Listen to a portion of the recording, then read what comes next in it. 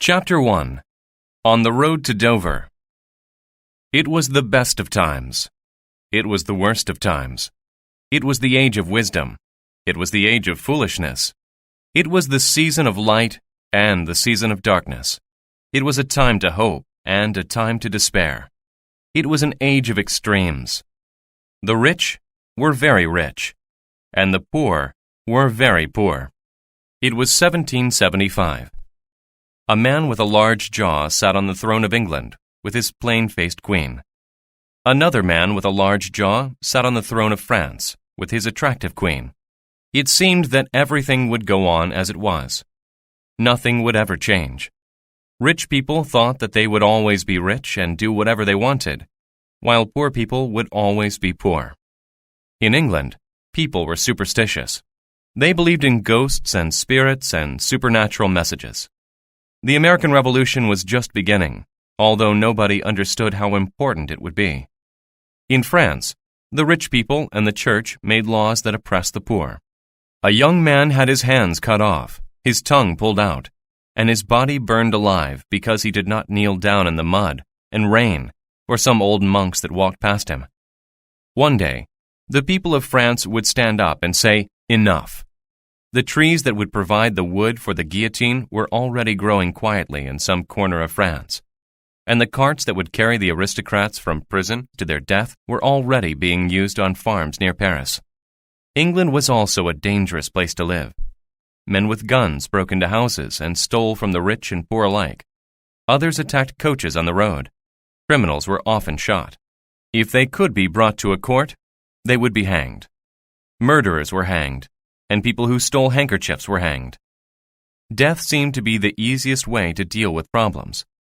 If you want to stop murderers, hang them. If you want to stop people from stealing handkerchiefs, hang them.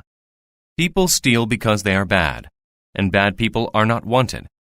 If you hang them, they won't do it again, and other people will see it and be too frightened to murder or steal. Rich people didn't understand that other people did not steal because they were bad. They stole because they were hungry. That's how things were toward the end of 1775. One Friday night, late in November, the London-Dover mail coach was climbing Shooter's Hill in the rain. The coach was drawn by 4 horses, but they were old and tired, and the load was heavy. The passengers had to get out of the coach and walk in the mud beside the coach. It was very dark, cold, and foggy, and the 3 walking passengers stayed close to the coach because they were afraid of being attacked by robbers. They were all wrapped in coats and scarves and wore hats to try and keep warm. They did not know each other and were afraid of each other. The coach driver and the guard were afraid of them all and carried guns to fight against any attack. Perhaps one of the passengers was part of a robber gang. It was after 11 o'clock when they finally reached the top of the hill. The guard put the brakes on the wheels and got ready to go down the hill. He opened the door for the passengers to get back in. "Joe, what's that?" said the driver in a warning voice. They both listened carefully in the dark. "Horse," said Joe at last, "and it's galloping, Tom. Get ready." They warned the passengers inside the coach to be ready, and then they each took a gun and waited, staring back into the darkness. Soon they could all hear the horse galloping up the hill, and everybody was afraid. "Stop!" shouted the guard. "Stop or I'll shoot!" The sound of galloping stopped immediately.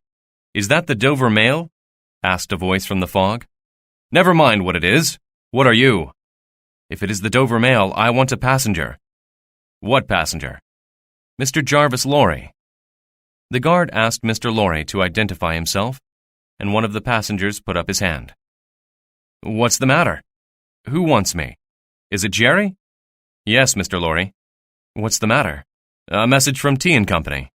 "I know this messenger, guard. He may come closer." The guard warned the messenger to come slowly, and he walked closer to the coach, leading his horse. He and his horse were covered in mud. He gave the passenger a piece of paper. The passenger explained to the guard that he worked for Tellson's Bank in London. "May I take the time to read this message?" he asked. The guard nodded and watched the messenger with his gun in his hand. "It says, 'Wait for Mademoiselle at Dover.' Jerry, you can tell them that my answer is, 'Called back to life.'" "That's a strange answer," exclaimed the surprised messenger. "If you give them that answer, they will know that I received the message," explained Mr. Lorry. He climbed back into the coach, and the driver started down the hill toward Dover. Jerry stood for a while and then began to walk back down the other side of the hill with his horse, going back toward London and thinking his secret thoughts. Called back to life. It would be a bad thing for me if that started to happen, he said to himself. The three passengers in the coach sat silently in the corners and remained strangers to each other. Mr. Lorry sat half asleep in his corner and dreamt that he was digging to get a man out of his grave. This man was about 45 years old, but his face looked much older. It was thin and full of pride and sadness. In his dream, Mr. Lorry asked him, "How long have you been buried?" He asked this question 100 times, but the answer was always the same. "Almost 18 years. "Did you still hope that somebody would dig you out?" "I gave up hoping many years ago." "Do you know that you have been called back to life?" "Yes, but I don't know if I want to live." "Would you like to see her? Shall I show her to you?" The answers to these last questions kept changing. Sometimes the reply was, "Not yet. It would kill me to see her too soon." At other times he would cry and say, "Take me to her." Then poor, half-asleep Mr. Lorry would begin to dig again in his dream, and dig, until the rising sun made him wake up. Mr. Lorry pulled the shade on the window down a bit. Looking out below the window shade, the morning appeared cold and wet. The sky was clear, and the sun rose bright and beautiful. Mr. Lorry thought to himself, 18 years.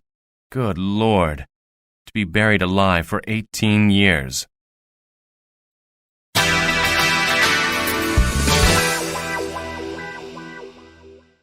Chapter 2. Surprising News. It was already quite late in the morning when the London mail coach arrived at the Royal George Hotel in Dover, and it was even later by the time Mr. Lorry had changed his clothes and was ready to have his breakfast. He was about 60 years old, and wore a neat brown suit as he sat still at his table, one hand on each knee near the fire. His face was quiet and peaceful, so that the only noise that came from him was the sound of a loud watch in his pocket.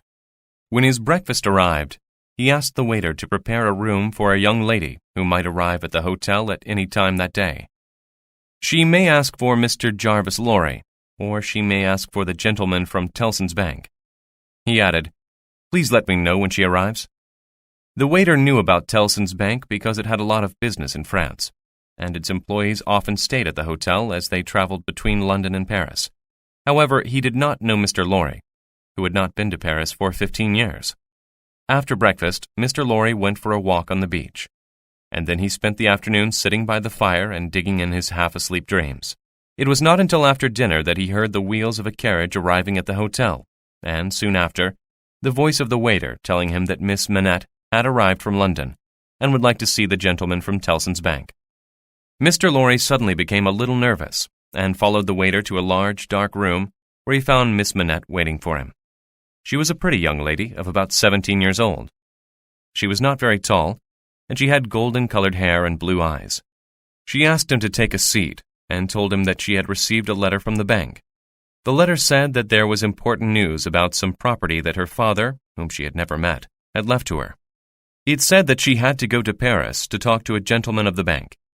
She explained that she had replied to Tellson's Bank and told them that she did not think it safe to travel to Paris alone.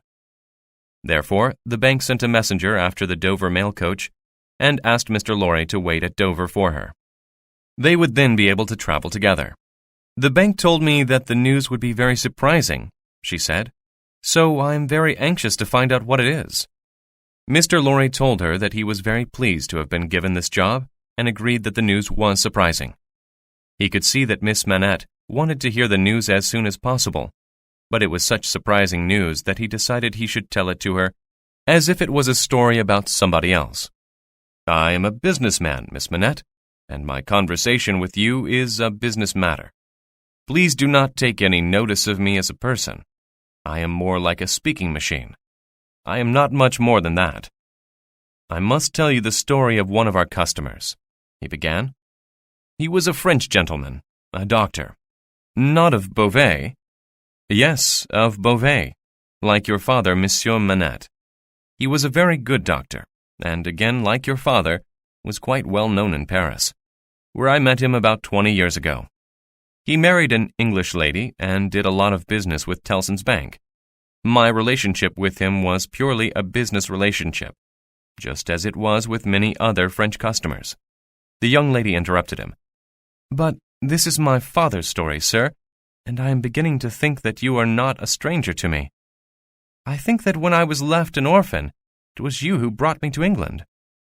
Mr. Lorry looked at her for some time and hesitated before he answered. Yes, that is true, Miss Manette. Your mother died when you were 2 years old, and I brought you to England, where Tellson's Bank has provided for you to this day. For me, it was a business arrangement, and today is the first time I have seen you since then. The young lady looked at him carefully as he continued his story. I agree that so far it is your father's story, and if your father had not died, but had been put in a place where nobody could find him, because he had some very strong and powerful enemies, and if his wife had begged the king and queen to find him and set him free, but without success, and if his wife had a baby daughter, then it would be your father's story. Miss Manette grew pale as she listened to Mr. Lorry's story. She had guessed the truth, and Mr. Lorry saw it. Yes, he has been found, he continued. He has probably changed a lot, but he is alive. He is staying at the house of an old servant in Paris, and I am going there to identify him.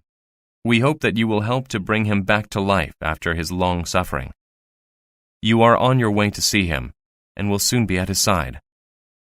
Mr. Lorry had been very careful in the way that he had told Miss Manette the news about her father, but it was still a great shock to her.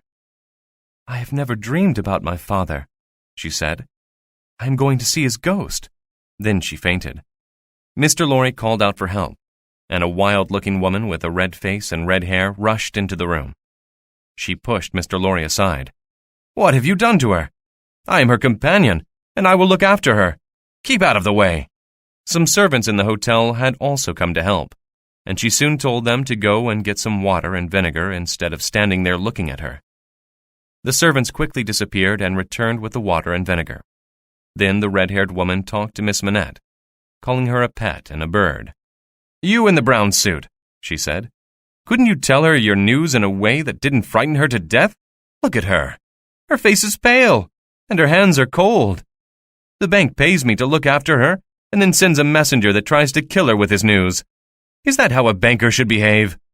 Mr. Lorry did not know how to answer this question, so he remained silent and watched from a distance. I hope she will be better now, he said. No thanks to you in the brown suit, said the red-haired woman. My poor little darling. Very slowly, Miss Manette appeared to recover some of her senses. The red-haired woman even managed to get her to lay her head on her shoulder. From across the room, Mr. Lorry said, I hope that you are coming with Miss Manette to France. Of course not, said the woman. Why was I born on an island if I was supposed to go across salt water? This was another question that Mr. Lorry could not answer, so he went to his room for a rest.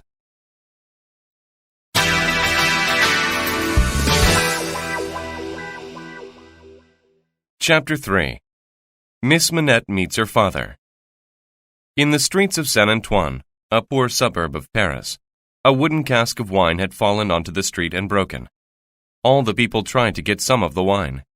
They drank it from a cup if they could get enough, or they put their fingers into the wine and sucked them. It was a windfall, and everybody was very cheerful.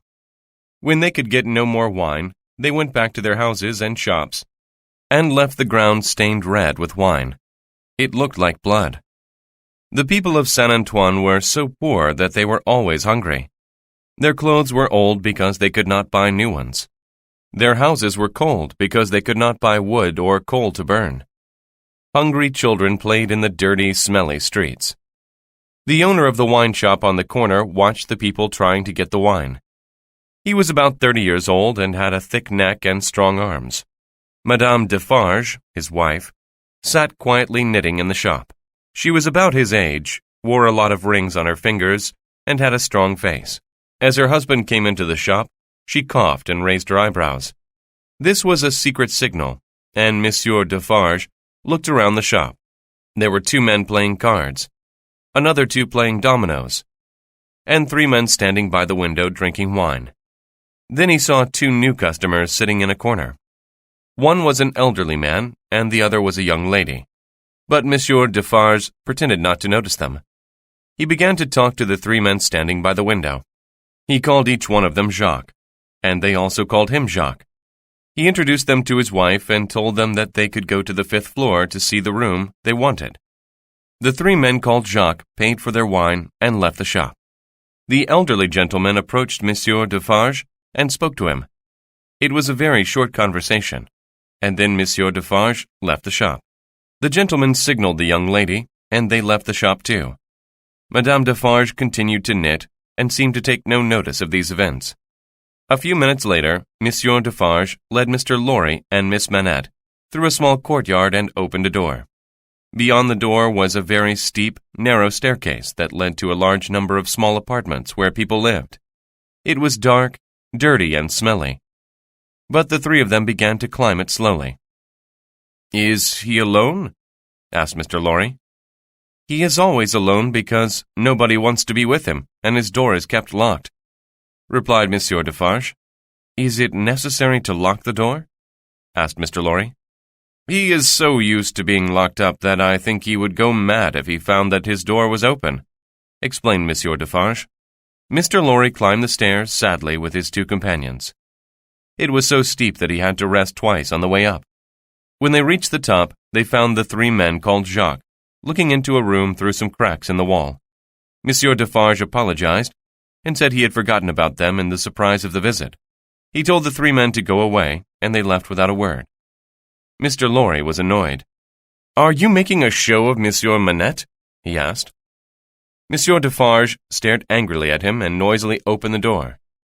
Miss Manette whispered to Mr. Lorry that she was afraid of what she would see, but he encouraged her to enter. Near the only window in the room sat a white-haired man busily making shoes at a wooden bench. He did not look around to see them, even when Monsieur Defarge wished him a good morning. When at last he spoke, his voice was very weak and tired. "I am working," he said. His voice was so faint that his visitors could hardly hear him. He still did not turn around to see his visitors, and they stood and watched him working for a while. Then Mr. Lorry came forward and stood beside him. Monsieur Manette looked up and saw him, but did not speak, and immediately returned to his work. "Come," said Monsieur Defarge. "This is a visitor who wants to see your work. Can you show him a shoe?" Monsieur Manette gave Mr. Lorry a shoe, but would not look at him. "Tell the visitor what kind of shoe it is and who is making it," said Monsieur Defarge. Monsieur Manette did not reply but sat staring at the wall, and Monsieur Defarge had to repeat his question. "It is a lady's shoe," said Monsieur Manette at last. "And what is the name of the maker?" asked Monsieur Defarge. "My name is 105, North Tower." Monsieur Manette sighed and bent over his work again. Mr. Lorry asked him if he recognized him, and the white-haired old man looked at him. For a moment it seemed that he did recognize him, but then he sighed and went back to his work. "Did you recognize him?" asked Monsieur Defarge. "Yes, for a moment I did recognize the man," replied Monsieur Manette. "It was somebody I knew very well." His daughter stood in front of the man, but he would not look up from his work. Then he bent down to pick up a tool, and he saw her dress. He looked up. His breathing was very quick, and he said, "What is this?" The young lady began to cry. "Are you the jailer's daughter? Who are you?" She could not speak, but sat down on the bench next to him. She put her hand on his arm, and he sat staring at her. Then he touched her hair. He took a string from around his neck and unfolded a rag that was tied to it. In the rag was some hair. He held these to the young lady's hair. "It is the same!" he cried. "How can this be?" Mr. Lorry seemed worried about her, and she told him that she was all right. "Whose voice was that?" cried Monsieur Manette. He put his hands on his head and pulled his hair. He looked at her. "No, no, you are too young. The prisoner is old now, and this is not the face she saw, or the hands that she held. This was before the North Tower. What is your name, gentle young lady?" She fell to her knees in front of him and put her hands on his chest. "I will tell you my name another time, and I will tell you who my father and mother were. I cannot tell you now, but I beg you to touch my hand and kiss me." She hugged him and cried. Mr. Lorry and Monsieur Defarge left the father and daughter in the room together. Miss Manette sat down and looked after her father, who had fainted. Mr. Lorry made all the arrangements necessary to take them both back to England. When he returned, they gave the father something to eat and drink, and then carefully led him down the stairs. When they asked him, he could not remember coming up the stairs to stay in this room. Finally, they put him in a carriage, and the three travelers made their way back to London.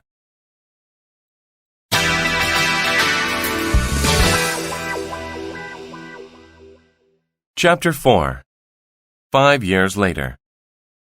Tellson's Bank was an old-fashioned business in an old-fashioned office, even in 1780. It was a very small, dark, ugly, and uncomfortable office, but the people were proud of it. Other banks might have more room and more light, but Tellson's Bank was just as it had always been, and people knew that they could trust it. On a stool outside the office sat an odd-job man. He was always there unless he was called away on an errand, and then his 12-year-old son would sit in his place. The name of this odd-job man was Jerry Cruncher, and it was he who galloped after the Dover mail coach to give Mr. Lorry a message 5 years earlier. Early one morning on a windy March day, Mr. Cruncher woke up in bed and saw his wife on her knees in a corner. "Oh no, she's doing it again!" he exclaimed. She quickly stood up, but her husband threw a muddy boot at her. His boots were often muddy in the mornings, although they were always clean at night. "What are you doing?" he shouted at her. "I'm just saying my prayers," replied the poor woman. "Well, stop it. You are praying against your own husband. You are a very good woman and a very good mother, but you are too religious, and you spend too much time praying against me. You are trying to take the food out of our mouths. If you prayed for me instead of against me, I might have made some money last week. Come on, young Jerry, we've got work to do." Young Jerry, his son, dressed himself, while old Jerry cleaned his boots. When breakfast was ready, Mrs. Cruncher began to pray again, asking a blessing on the food. He told her not to do it and looked at the food as if it was about to disappear. He angrily ate his breakfast, which was really a very good breakfast, and then he and his son set out for Tellson's Bank. Young Jerry carried a stool, and when they arrived at the bank, old Jerry sat on the stool and waited to see if there would be any work for him to do that day. His son sat on the ground. This is what they did every morning. Old Jerry said good morning to the elderly clerks of the bank as they arrived and entered the office. Father and son had not been there long when a clerk put his head out of the door and shouted, "Messenger wanted." Jerry Cruncher went into the office, and his son immediately sat on the stool. "I want you to go to the courts and find Mr. Lorry," said one of the oldest of the clerks to Jerry Cruncher. "Find the door where the witnesses enter, show the doorkeeper this note for Mr. Lorry, and enter when he lets you in. He will give the note to Mr. Lorry, and when you see him do that, you must put up your hand to show him where you are, and then wait for him until he wants you." Jerry took the letter to the court and sat down to wait for Mr. Lorry. A spectator told him that the trial that day was for treason. Treason was the worst crime of all, so people who were found guilty of it were not just hanged. According to the spectator, they were half hung and then had their arms and legs cut off, their stomach taken out and burned, their head chopped off, and the remainder of their body cut into quarters. It would be a very violent death. The spectator said that he was looking forward to the trial and was sure they would find the man guilty. The trial had not started yet. Jerry saw Mr. Lorry sitting at a bench together with a lot of other gentlemen in wigs. The prisoner's lawyer had a lot of papers, and next to him was another man in a wig who kept his hands in his pockets and seemed to stare at the ceiling all the time.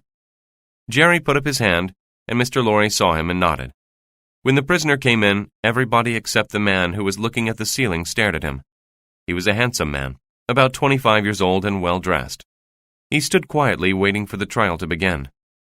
His name was Charles Darnay, and he was accused of being a spy for the French king.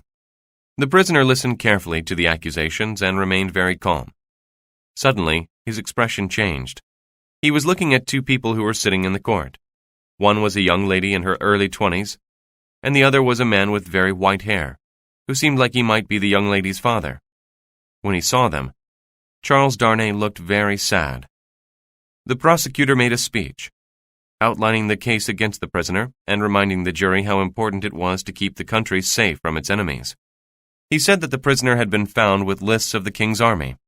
It showed the army's location and revealed that the king often traveled between England and France. The first witness was Mr. John Barsad, a gentleman who told exactly the same story as the prosecutor. The defense lawyer asked him some questions that showed he was not a gentleman at all, but lived by gambling and had been in debtor's prison quite often.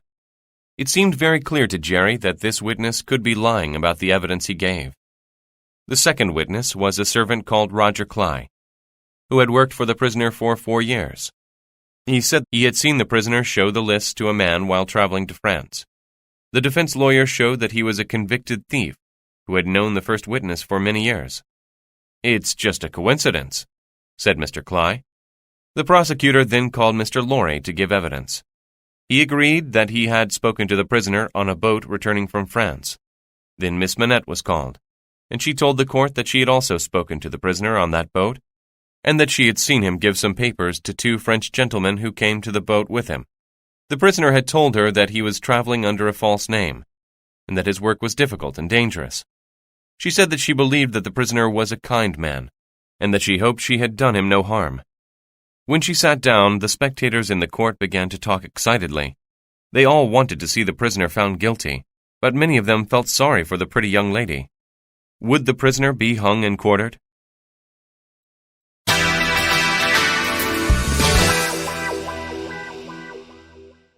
Chapter 5. Echoes of the Future.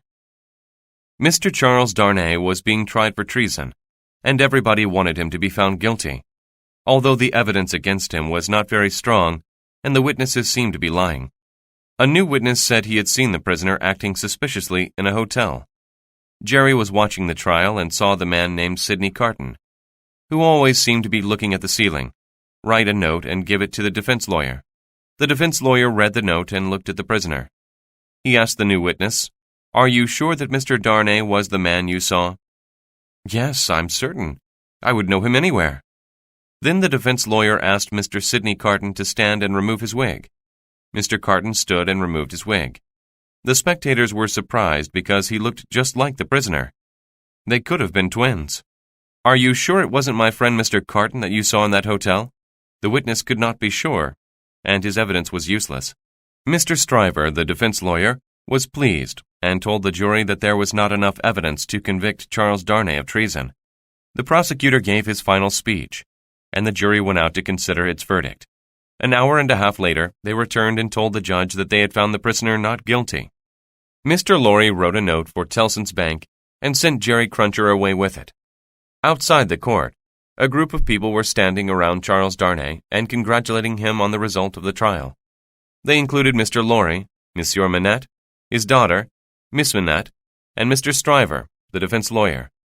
Mr. Darnay was thankful for their help and told them so.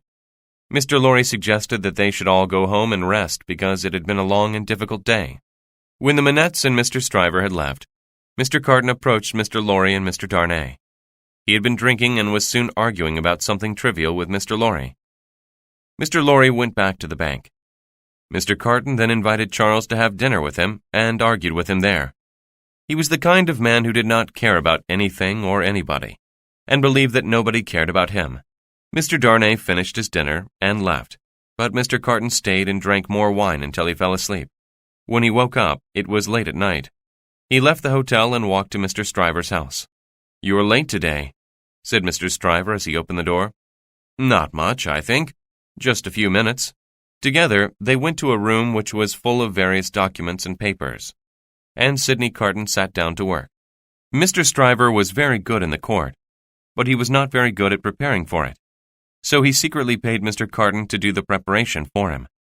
They had known each other since school days, and Mr. Stryver was very pleased with the arrangement they had.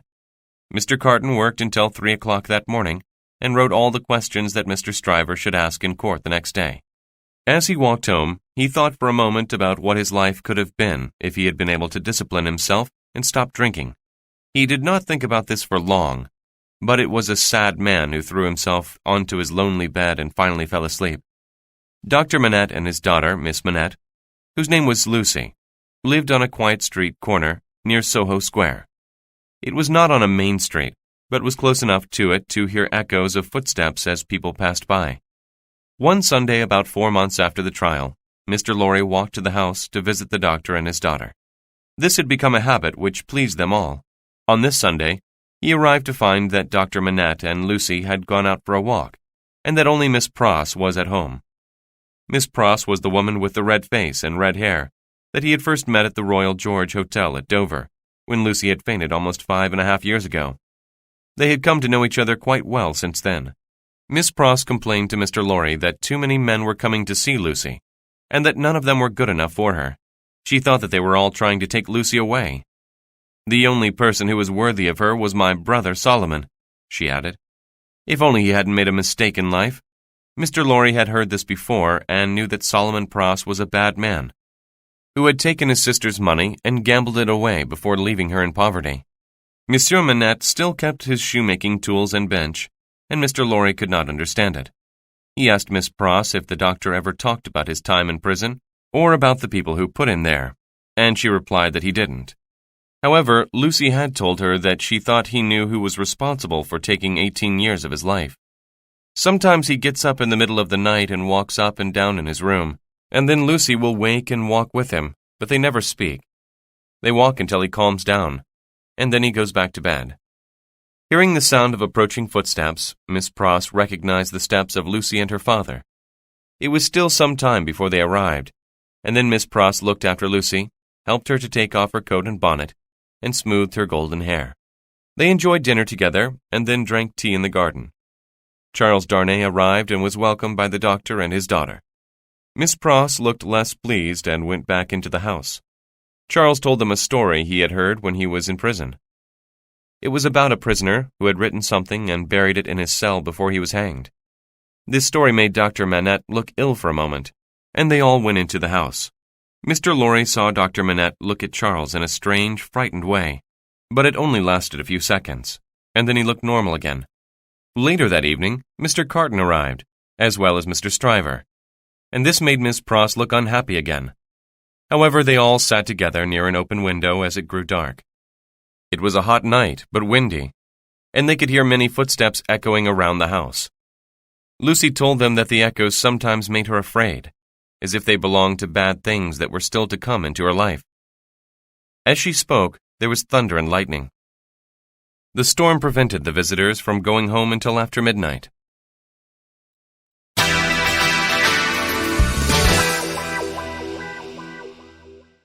Chapter 6. Matters of Life and Death. There was a very rich and powerful man in Paris who was preparing to receive some visitors. He sat in his own private room, a very special place where ordinary people could not come, and drank his hot chocolate. It took 4 men and the cook to help him drink it. Each of the 4 men was dressed in fine clothes. One of them carried the chocolate in a pot. The second man stirred the chocolate. The third man brought a napkin, and the last man poured the chocolate into a cup. This rich man believed that the world was made for his pleasure. He enjoyed fine food with his rich friends, and every evening was always at the opera or theater. He did nothing to earn his money, and allowed his friends to tax the poor people as much as they liked. Nobody could succeed in Paris without being his friend. And to be his friend, it was more important to dress according to the fashion than to do anything useful. When the rich man had finished his chocolate, he nodded to a servant, who opened the door, and he went out to see the visitors that were waiting in another room. There were a lot of them, and the rich man spoke to some of them. They bowed to him, and he smiled at them or waved to them. He walked through the room and then returned to his private room. The servant shut the door and the visitors left. The last of them to leave was a man of about 60, to whom the rich man had not spoken and at whom he had not smiled. As this visitor left, he said, "You can go to the devil," at the closed door of the private room. He got into his carriage and his servant drove away through the streets of the city. He drove very fast and did not care if he hit the people in the streets. It was their problem if they couldn't get out of the way quickly enough. Women screamed and held on to their children as the carriage came rushing around the corners. In San Antoine, it dashed past a fountain. It hit something, and some people shouted, making the horses rear up and the carriage stop. "What has gone wrong?" he asked, as he calmly looked out of the carriage window. A tall man had picked up a bundle, put it on the edge of the fountain, and cried over it like a wild animal. "Excuse me, sir, it is a child," said another man. "Why does he make that terrible noise? Is it his child?" "Excuse me, sir, yes it is," said the same poor man. Suddenly the tall man stood and rushed toward the carriage and shouted, "Killed! Dead!" The man threw a gold coin out of the carriage window and said, "Give him this. I don't know why you people can't look after yourselves and your children. You are always getting in the way. Who knows how much damage you have done to my horses?" Another man came toward the carriage, and the tall man hugged him because he was crying about his dead child. "Be brave, Gaspard," said the newcomer. "It is better for your child to die like this than to live. It died quickly and without pain, and would have lived unhappily for many years." This man was Defarge, the wine shop owner, and the man in the carriage liked what he said, so he threw another gold coin into the street for him. He sat back in his carriage and told the driver to continue, but suddenly a gold coin flew through the window and fell on the floor of the carriage near his feet. "Stop! Who threw that?" He looked out, but Monsieur Defarge had disappeared, and in his place stood a woman, knitting and looking at him. "I would happily run over any of you, or even all of you," he said. He drove on while the woman stared at him and knitted. Some distance from Paris, there was a small, poor village in a valley, and not far from it is where the man from the carriage owned a chateau surrounded by trees. 2 days after his carriage killed the tall man's child, he was returning from Paris. He did not know that Gaspard was secretly lying on the frame under his carriage until, at the top of the hill near the village, the man suddenly dropped off the frame and ran away. He drove through the village and on to the chateau at the top of the next hill. It was a very large stone chateau with many stone statues of animals and men, and a large stone stairway leading to the front door. When he arrived, it was almost dark. A servant opened the door, and he asked him, "Has my nephew, Monsieur Charles, arrived from England yet?" "Sir, not yet," was the reply. He entered his private rooms in the chateau, where the table was ready for his supper. He sat to eat, but a few minutes later, he thought he heard a noise, and asked the servant to see what it was. The servant could find nothing, but not long afterward, the man's nephew arrived. In England, this nephew was known as Charles Darnay. The man greeted his nephew politely, but the two men did not shake hands, and they ate their supper in silence. It was not until the servants had withdrawn and the two men were alone that they began to speak. The man complained that France had changed, and that he no longer had the power he once had over the people in the village. "My father and grandfather had the power of life and death over the people who served us," he said. "We could do anything we liked with them." His nephew became angry, pointing out that they had built their wealth and power on the suffering of all the people they had harmed. "We did not care for them, and they do not care for us," he said. "My father was a cruel man. You are his twin brother, and you are even crueler. Everywhere I see hatred for the name of Evrémonde in the faces of the people." "That is good," said his uncle, "because it is how we keep our power and our respect among the people. If you are kind to the people, they will not respect you or obey you. We must make them afraid of the name of Evrémonde. We must make them hate the name of Evrémonde." Charles replied that he would refuse to take the chateau and land when his uncle died. "I will not be the next Marquis of Evrémonde. I will stay in England to make a living from my own work, and not steal the food from the people who work hard to produce it. That is how I can earn respect for the family name and for myself." His uncle just laughed at him and called a servant to light the way to his bedroom. The stone faces on the statues outside stared at the black night until it began to grow light again. The poor people of the village woke and began their work. When the man woke later, the servants began their work. It was a day just like any other, until the chateau bell began to ring and the chateau servants to run up and down the stairs. Riders galloped away from the chateau in a great hurry. Why did these things happen? And why did the road mender working at the top of the hill suddenly run down to the fountain in the village? Why did Monsieur Gabelle, the mayor of the village, gallop up the hill to the chateau? It was soon known that there were too many serious faces at the chateau. It lay on the pillow of the man who lived there. In his chest was a knife with a note that said, "Drive him to his grave. This, from Jacques."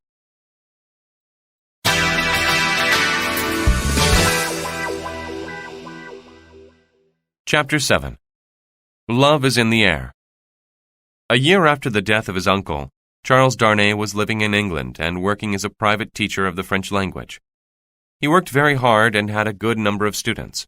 He had also fallen in love with Lucy Manette, although he had not yet dared to tell her about it. On a warm summer day, when he knew that Lucy was out walking with Miss Pross, he decided to tell Dr. Manette about his feelings. The doctor had gradually improved and was now a healthy, energetic man. He studied a lot, was always cheerful, and was never tired, even though he worked long hours. He was very pleased to see Charles. Charles told him that he loved Lucy. Dr. Manette seemed pleased, but also anxious about this. He thanked Charles for speaking to him before he spoke to Lucy about it, and shook his hand. He did not look at his face. "I know how much you love and need Lucy," said Charles, "and I promise that I will never take her away from you. If she loves me and agrees to be my wife, she will be no less a daughter for you." Dr. Manette asked if Charles had any reason for thinking that Lucy loved him, and Charles replied that he did not. "Are you going to ask her soon?" "I hope I have the courage to do so soon. Do you know if any other man loves her?" Dr. Manette told him that Mr. Stryver and Mr. Carton still came to visit very often, and perhaps one of them might love her, but neither of them had spoken to him about it. "If she ever tells me that she loves you," continued Dr. Manette, "I will not speak against you. Even if there are reasons that are not your fault, I will not stand in the way of her love because she means more to me than the whole world. Dr. Manette, I think it is only right that I should tell you that I have a secret, and that I want to share it with you. My name is not Darnay." "Stop! I would like to tell you my real name, so that I have no secrets from you." Dr. Manette put his hands over his ears. "Stop! You can tell me when I ask you, but do not tell me now. Lucy loves you. You can tell me on your wedding day. Do you promise?" "Of course." It was late that night when Charles left Dr. Manette, and even later when Lucy returned with Miss Pross. She was distressed to hear her father working in his room, making shoes on his workbench. She went in to him, and they walked together for several hours before he was calm again and went to sleep. That same night Sidney Carton was working as usual on Mr. Stryver's papers, preparing him for his court appearances the next day.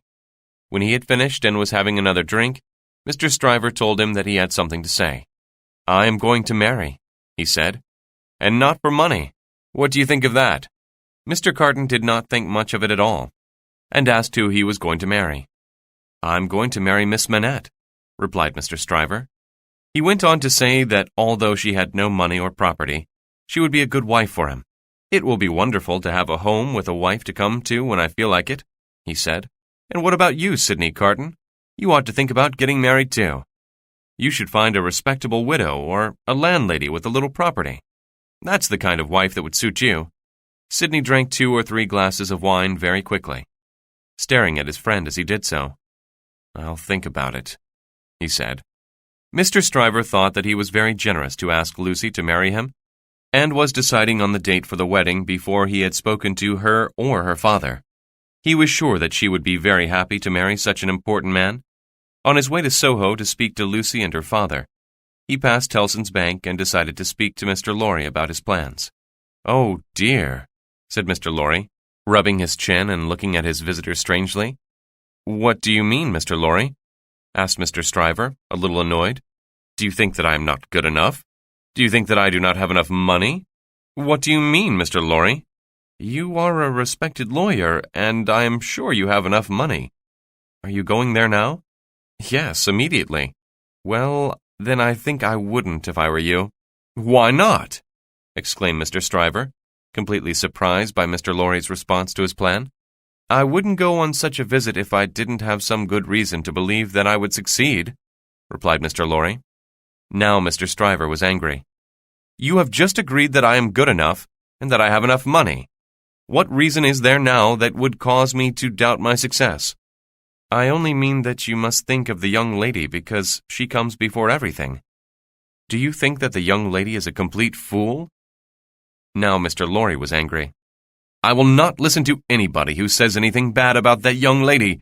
And if anybody did that here in the bank, I would tell that person exactly what I think of him." The two men stared at each other in silence. "Do you mean to tell me that I should not go to Soho and offer myself in marriage?" asked Mr. Stryver at last. "That is exactly what I mean to tell you. It may be very painful for everybody, and especially for the young lady if you are making a mistake."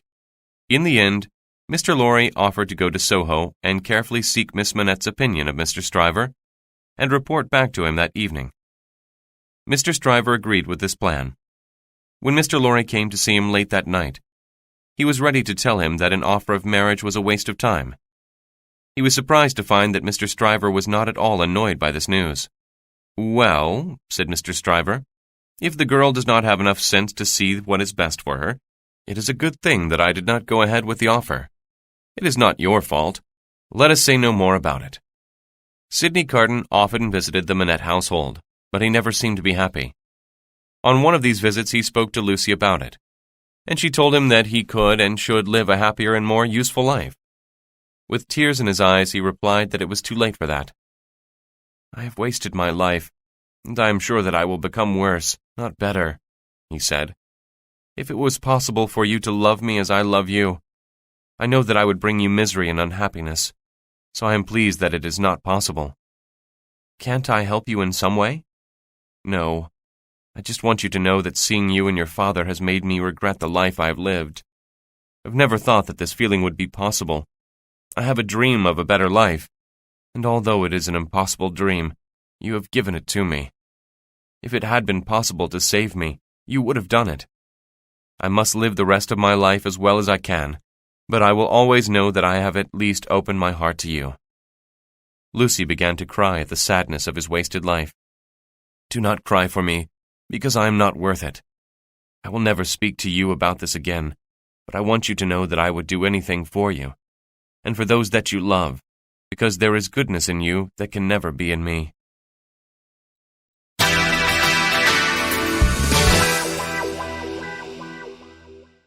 Chapter 8. Business in England and France. Jerry Cruncher sat outside Tellson's bank with his son, waiting for work and watching everything that happened in the street.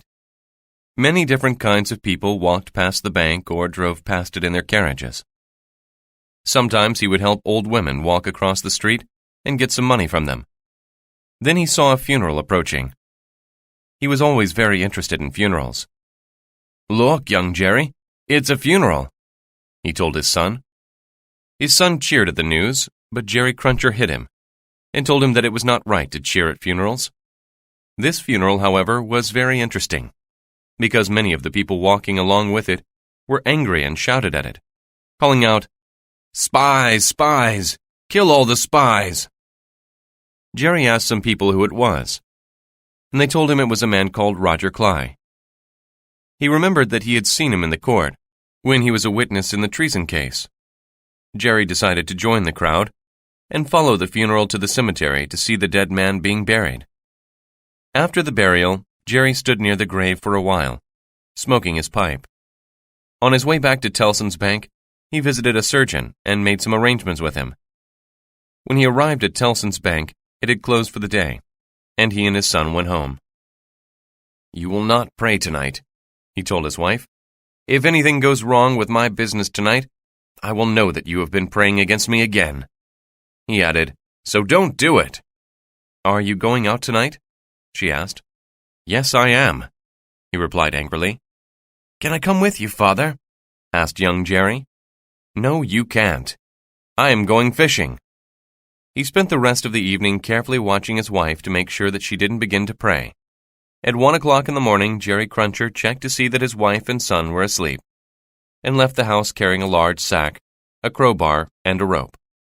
Young Jerry, who was only pretending to be asleep, soon followed his father out into the darkness. He wanted to know where his father was going and what he was going to do.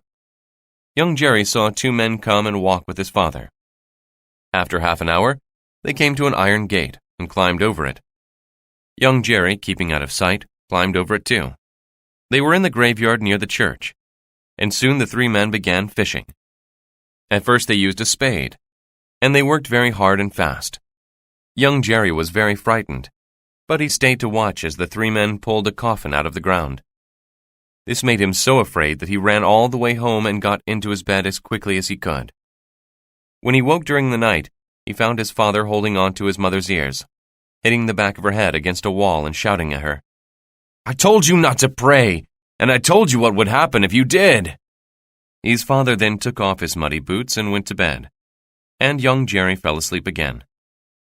In the morning there was no fish for breakfast, and Mr. Cruncher was angry with everybody and everything. Young Jerry had thought about his late-night visit to the cemetery, and he understood what his father was doing. As they walked to Tellson's Bank together, young Jerry told his father what he had seen, and that he would like to help him next time. Digging dead bodies out of their graves so that surgeons could cut them up and study them seemed like an interesting occupation to him. Defarge's wine shop in San Antoine had been unusually busy for the last 3 days. Many men sat there from early morning until late at night. However, there was no sign of Defarge himself.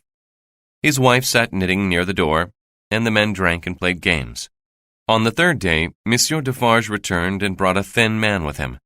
The three men called Jacques met with Monsieur Defarge and the new man, who was also called Jacques. The thin Jacques told them that he was a road mender, and that he had seen a tall man lying secretly under a coach as it went into the village where he lived. It was on the day that the rich man had been killed. Then he told them that a few days later, he had seen the tall man captured by soldiers and taken to prison. All the men called Jacques listened carefully when he told them that, a few days later, the soldiers had built a 40-foot-high scaffold over the fountain in the village, and that the next day, they had hanged the tall man there and refused to take him down.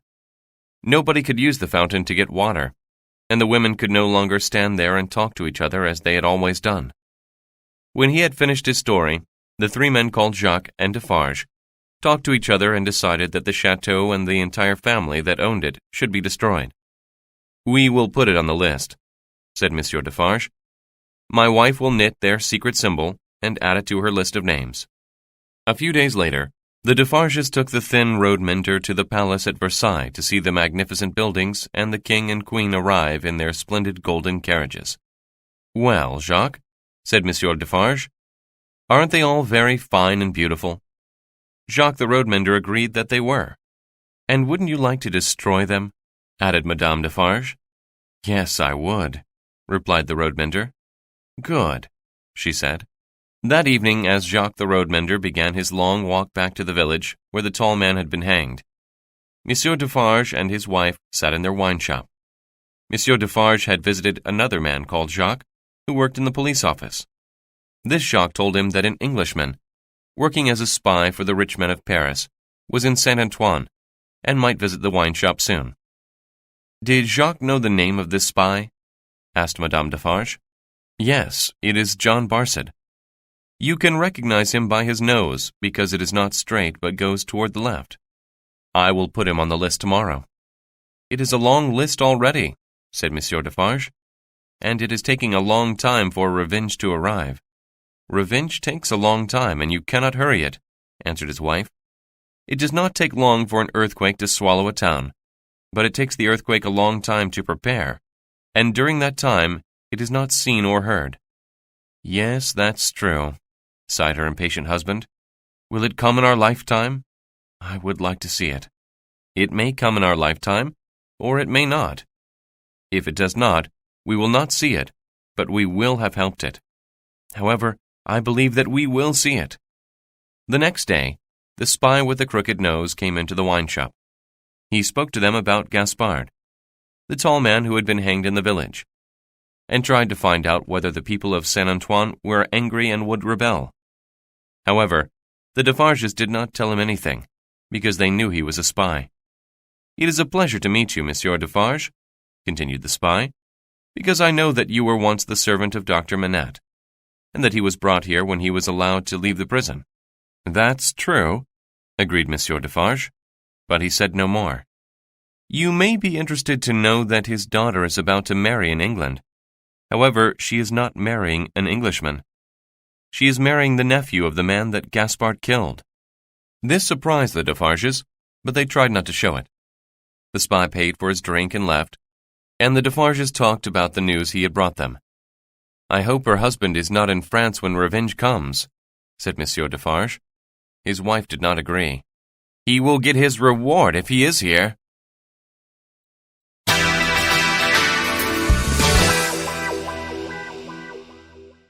Chapter 9.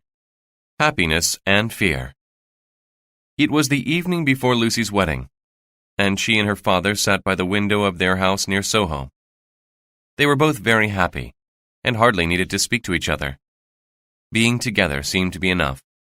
Then the doctor told Lucy how happy he was because she was marrying. Lucy said that she was very pleased that her marriage would not change her relationship with her father, for Charles had agreed that they should continue living with him and caring for him. Then, for the first time, the doctor spoke to his daughter about his time in prison, and how often he wondered what had become of his unborn child. While he was in prison, he did not know whether his child was a son or a daughter, or even whether it was alive or not. Now he was very happy to see her marry, and happy. It was as if all his dreams had come true. "It is because of you and your love for me that I am now able to talk about those events of the past," said Dr. Manette. "You have brought me back to life." That night, after they had gone to bed, Lucy went to her father's room. She was worried that talking about those bad times had made him sick again. However, she found him quietly asleep. She gently kissed his cheek and went back to her own room. The wedding day was bright and sunny, and Lucy, Miss Pross, and Mr. Lorry waited outside the closed door of Monsieur Manette, who was inside speaking to Charles Darnay. Lucy looked beautiful in her pretty dress, and Mr. Lorry told her so. "This is why I brought you over the sea from France," he said. "You were such a pretty baby." Then he promised her that they would look after her father while she and Charles had a 2-week honeymoon. They heard the doctor's door open, and he came out with Charles Darnay. The doctor's face was so pale that there was no color in it at all. However, he took his daughter's arm, and they all went to the church together. After the wedding, they returned to the house, and at last, it was time for Lucy and Charles to leave. "Take her, Charles. She is yours," cried Monsieur Manette as he waved goodbye. Mr. Lorry had some work to do at Tellson's Bank that afternoon, but he was worried about Monsieur Manette and returned to Soho that evening to see how he was. When he arrived, he found that Miss Pross was very anxious. "Mr. Lorry, what should we do?" she said almost in tears. "He doesn't recognize me, and he won't come out of his room where he is making shoes." Mr. Lorry rushed to Monsieur Manette's room and found exactly what Miss Pross had described. Monsieur Manette was making shoes, and when Mr. Lorry spoke to him, he hardly looked up. It was clear that he did not know Mr. Lorry, and would not speak to him, except to apologize because the shoe should have been finished long ago. He bent over his work and would not stop. Mr. Lorry took time away from his work and watched his friend every day. He made sure that nobody would tell Lucy what had happened, and he told everybody that the doctor was not well and needed a few days of rest. He hoped that Monsieur Manette might return to his normal self after a few days. The doctor ate what was given to him, and at night he walked up and down in his room.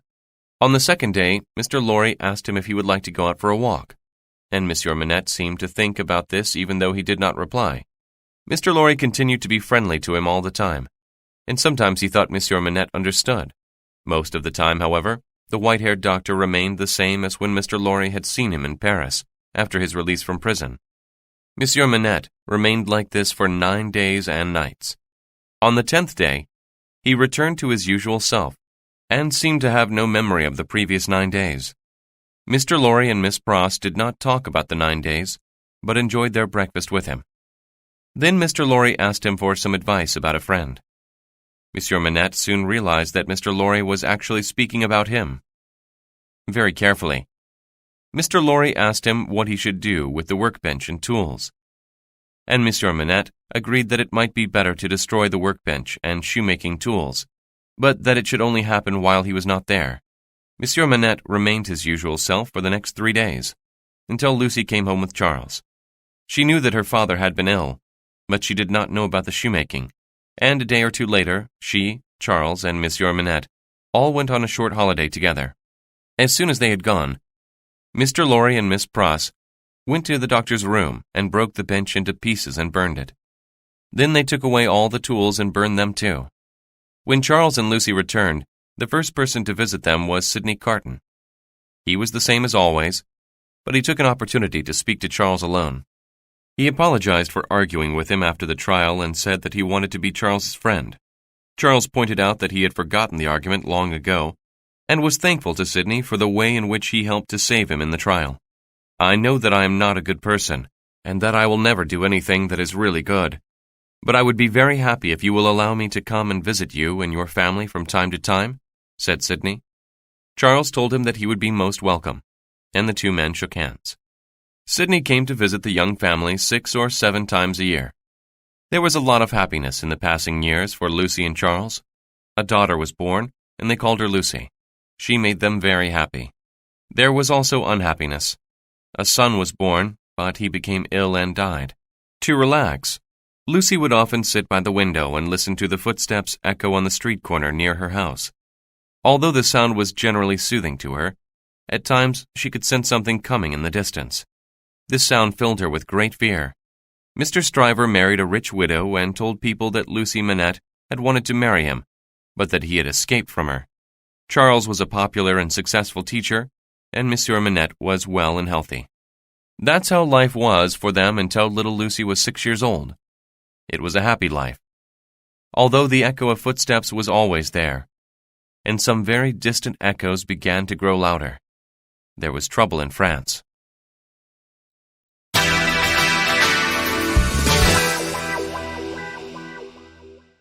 Chapter 10. The Storming of the Bastille. One night in mid-July, 1789, Mr. Lorry visited Lucy and her husband. He was late because he was so busy at the bank. Many people in France were putting their money in the English bank, and Mr. Lorry was worried that bad things were going to happen in that country.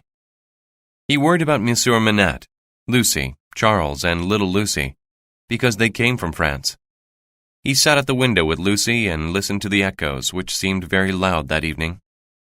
Later that very night, there were mad footsteps in the streets of San Antoine. The footsteps rushed through the streets, and people carried knives and sticks and anything else that could be used as a weapon. Nobody cared whether they lived or died. The footsteps had been running all day, and the hungry people shouted. Some of the people carried axes and pieces of wood or stones that they took from the walls along the streets. Who started giving them guns? Nobody knew, but soon a lot of poor people were carrying them and waving them in the streets. At the center of all this activity was Monsieur Defarge's wine shop, and Monsieur Defarge himself stood there giving orders, handing out weapons, and pushing people this way and that. Madame Defarge carried an axe, a gun, and a knife. "Come, come!" shouted Monsieur Defarge. "We are ready! The Bastille!" There was a mighty roar, and the people spilled out of San Antoine like an ocean wave in a storm. The people attacked the Bastille, which was protected by 2 deep ditches, drawbridges, and 8 great stone towers. Cannons fired on them, and guns, fire, and smoke were everywhere. One of the drawbridges came down, and thousands of people crossed it to attack the next one. The women also fought, using cartloads of wet straw to make smoke, building barricades, and working beside the men to destroy the Bastille. A white flag was raised in the Bastille, and suddenly the second drawbridge was down. The people rushed into the Bastille, and Monsieur Defarge was carried along with them. They had broken into the strongest and best defended fort in France. Monsieur Defarge looked around and saw that one of the men called Jacques was near him, and in the distance he could see his wife with her knife in her hand. Everywhere, there was shouting and running. The people ran and roared like ocean waves breaking on rocks in a storm. "Free the prisoners!" shouted some. Others shouted, "Burn the records!" Monsieur Defarge found a prison guard and ordered him to take him to North Tower and show him cell number 105. The guard could hardly hear him because of the noise, but at last he understood and took him there. Monsieur Defarge was very excited when he saw the letters AM scratched into rock. "Look at that, Jacques," he said. "Alexandre Manette." He and Jacques smashed the poor wooden furniture and tore open the bed. Monsieur Defarge took an iron rod, broke some stones out of the chimney, and put his hand into a hole he found there. He took something out of it and hid it in his coat, and then he and Jacques burned the furniture and the bed before returning to the stormy waves of people in the Bastille. He found his wife standing next to the governor of the Bastille, and with all the people roaring for him, the wine shop owner stood next to his wife. The people made the governor walk through the streets, and Madame Defarge walked beside him. The people began to hit him from behind, and still Madame Defarge walked beside him. Finally, they knocked him over and stabbed him with their knives until he was dead. Then Madame Defarge put her foot on his neck and cut off his head with her knife. She held it up and the people roared. Some prisoners were set free, but all of them were very frightened. What had happened? Was this the end of the world? It was the end of the world for some soldiers and guards. The people killed them and put their heads on the gates of the Bastille. These were the mad, echoing footsteps of San Antoine, the footsteps that Lucy could hear rushing toward her life. A week later, San Antoine had changed. The people were still poor and hungry, but now they looked different. Their faces said, "It is difficult for me to stay alive, but it is very easy for me to take life from you." Arms that had no work to do now had the work of striking and killing. The women still knitted, but now they knitted angrily. Madame Defarge was the leader of the women of San Antoine, and as she sat in the wine shop, still knitting, her second in command knitted with her. This short, fat woman was already known as the Avenger. Monsieur Defarge came into the wine shop with some news. He told everybody that a man called Foulon had been found and was in the Hotel de Ville. Everybody remembered old Foulon. This man had, several years ago, told some hungry people that they should eat grass. Everybody thought that he had died, but Monsieur Defarge told them that Foulon had only pretended to be dead. Now, however, he had been found, and was more than 70 years old and living in the country. The people who found him had brought him to the city. The people of San Antoine were furious. The men shouted, and the women shrieked, and all of them rushed through the streets bringing the news of his capture. Everybody wanted to kill old Foulon and cut off his head. They rushed to the Hotel de Ville. Somebody tied a bundle of grass to his back and called out, "Let him eat it!" Everybody laughed and clapped their hands. Monsieur Defarge seized him, and Madame Defarge helped her husband drag him into the street. The people kicked him and hit him and told him to eat grass. He begged for mercy, but the people dragged him along the street to a corner, filled his mouth with grass, and hanged him. They cut off his head and stuck it on a stick in San Antoine. Then they found his son-in-law and did the same to him. Late that night, the men and women of San Antoine returned home to their hungry and crying children. They gave them the little food they had, and the people of San Antoine slept at last.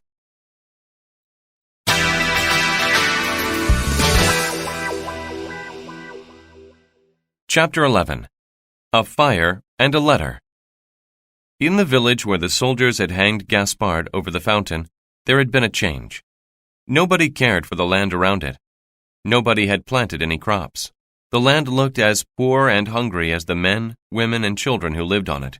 The rich and powerful men in the city had taxed the farmers so much that it was no longer worth farming, and had taxed the workers in the village so much that it was no longer worth making bread or fixing shoes.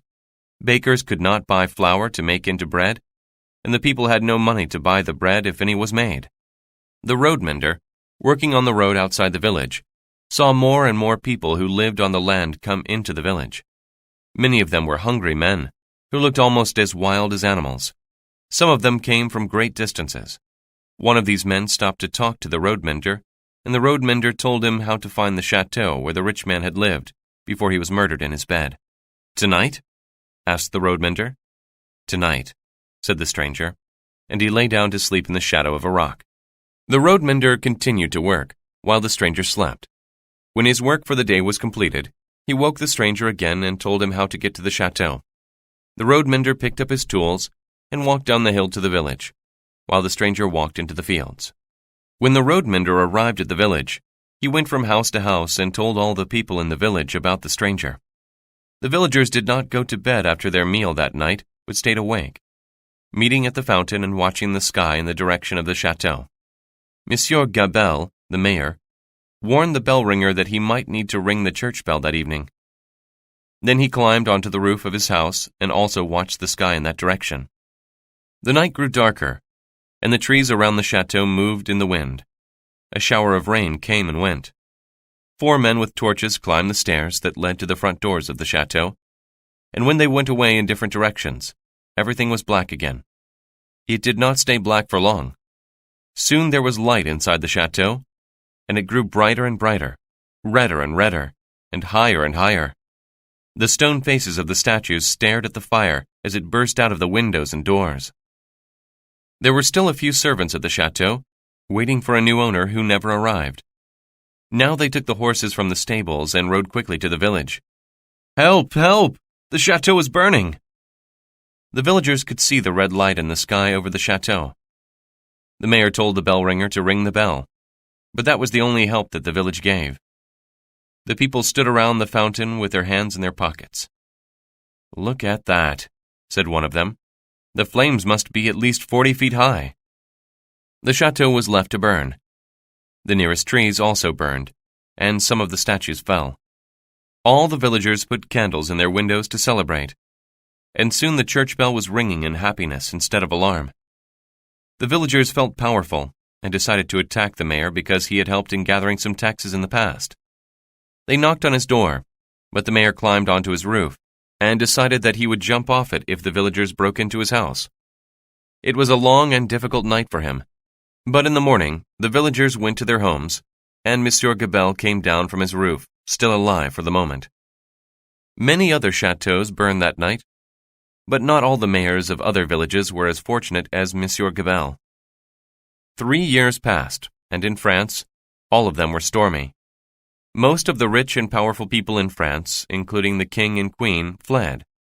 Many of them fled to England, and there they often met at Tellson's bank. That was where news from France came most quickly. Some of the aristocrats still had money because they had seen the trouble coming, and they put their money into the English bank. One afternoon, Mr. Lorry sat at his desk talking to Charles Darnay. Charles was arguing with him because Mr. Lorry had said that he was going to France to complete some business there for the bank. Charles said that it was too dangerous, and that he was too old to go. Mr. Lorry disagreed, even though he was now almost 80 years old. "I'm sorry I'm not going," said Charles. "You tell me it is too dangerous, yet you want to leave Lucy and little Lucy and go there yourself? Why is it dangerous for me but not for you?" "It's only because I was born in France, and that I wish I could do something to stop the suffering of the poor people. I think I may have a chance that they will listen to me and restrain their behavior. However, I am not going, Mr. Lorry." "I am," repeated Mr. Lorry. "It is very difficult for us to do our business here properly, because we need the books and papers that we have in Paris. If those books or papers were destroyed, it would be a huge problem for a lot of people. I must go there and choose the ones we need to save, and perhaps bury them somewhere until the situation improves. I am going tonight." "Tonight? And are you going alone?" "Yes, I am. Many people have suggested that they come with me, but I am taking only Jerry Cruncher. I know that he will look after me and keep me safe, and I know that I can trust him." Somebody brought a letter to Mr. Lorry and asked him if he had found the person to whom it was addressed. Charles Darnay saw the letter and was surprised to see that it was addressed to him with his French name, the Marquis of Saint Avremond. The only person in England who knew this name was Monsieur Manette. He had not even told Lucy. Charles told Mr. Lorry that he knew the man, and Mr. Lorry asked him to deliver the letter to him. Charles took the letter away and read it. It was from Monsieur Gabelle, the mayor of the village, asking the new Marquis to help him.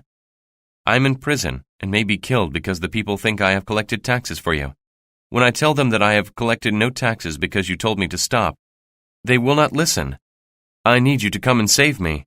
You must tell them that you are their friend and that I am also their friend. Please save me." Charles knew that Gabelle was right.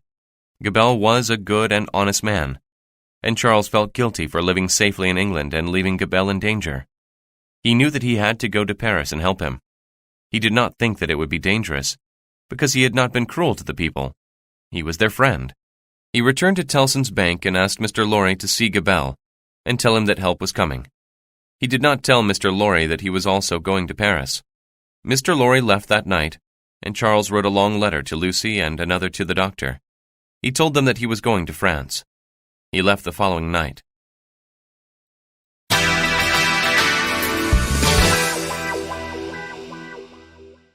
Chapter 12. This is not a good place. Traveling to Paris was slow in the fall of 1792. The roads were bad and the horses were in poor condition. But the biggest problem was that every town had its own little army that stopped all travelers and inspected their papers, looking for aristocrats who may be trying to escape from the people.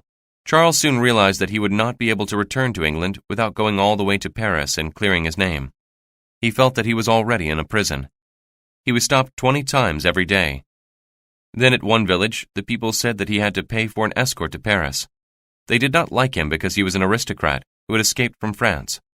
Charles was still not worried because he thought that when he reached Paris, he would say that he had given up his chateau and his lands because he loved the people and that he would be kept safe. Then he learned that a new law had been passed, stating that all escaped aristocrats should be hanged. This law was made after he had left England, but now he began to see that he was in real danger. When he arrived at the gates of Paris, he showed Gabelle's letter to the gatekeeper. The gatekeeper seemed surprised and looked closely at Charles Darnay. He took the letter and the papers away, and Charles had to wait.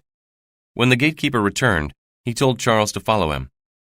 They went to a small room where Charles saw a number of men asleep or drunk and an officer sitting at a table.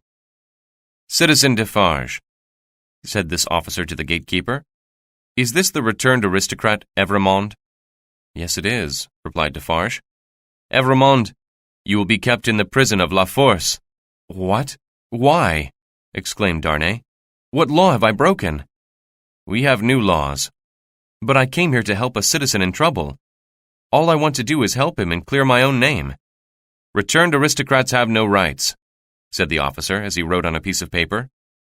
When he had finished, he wrote, "In secret," on the front of the paper and gave it to Defarge. And Defarge led Charles away. As they went toward the prison, Defarge introduced himself to Charles. "I remember your name."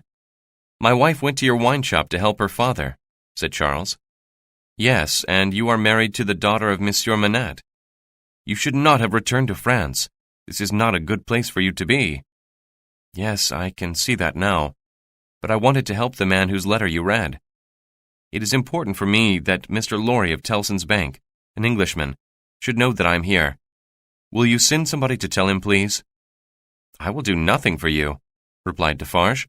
"My duty is to help my country and its people." He refused to say any more. Defarge led Charles through the dirty streets toward the prison. Charles understood that he was in serious trouble, but he still believed that he would have a chance to tell his story and clear his name. He did not know about the guillotine and the terrible work it would begin to do in the next few days. He did not know that the king and queen had returned to France and were also in prison. When Defarge and Charles arrived at the prison, Defarge gave the papers to the jailer and left without another word to Charles. "What?" exclaimed the fat-faced jailer. "Another one? How many more of them?" He looked at Charles's papers and then made him wait for half an hour before taking him further into the prison. The prison was very dirty and smelled bad.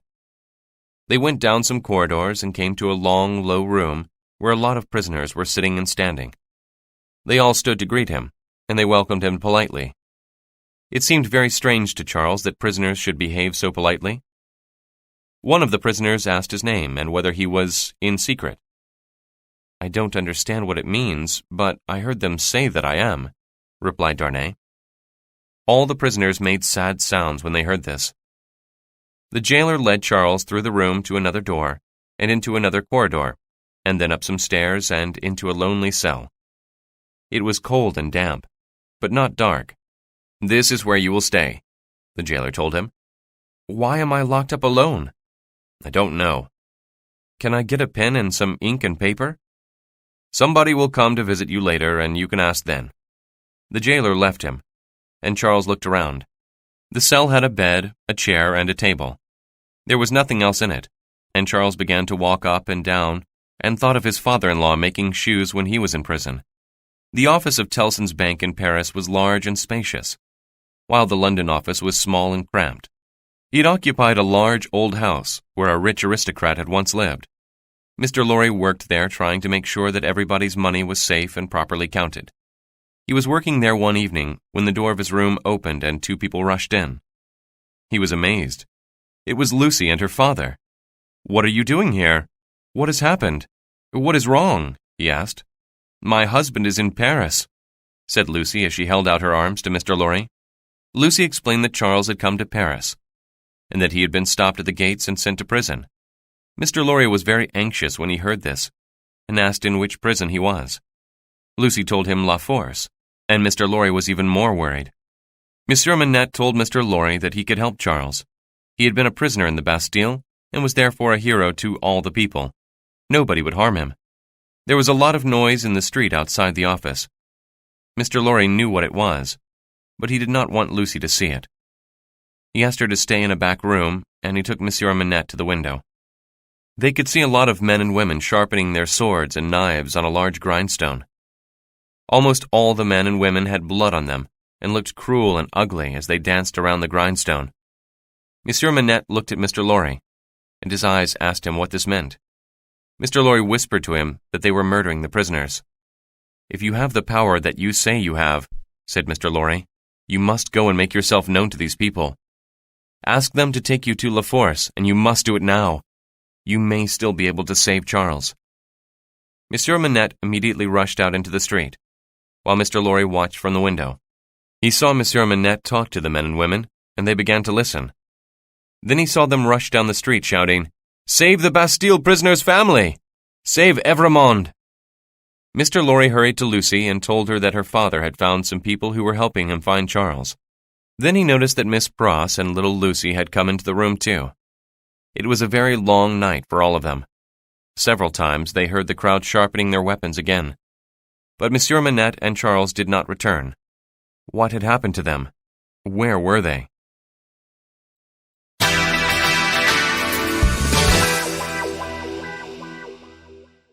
Chapter 13. Charles in Prison.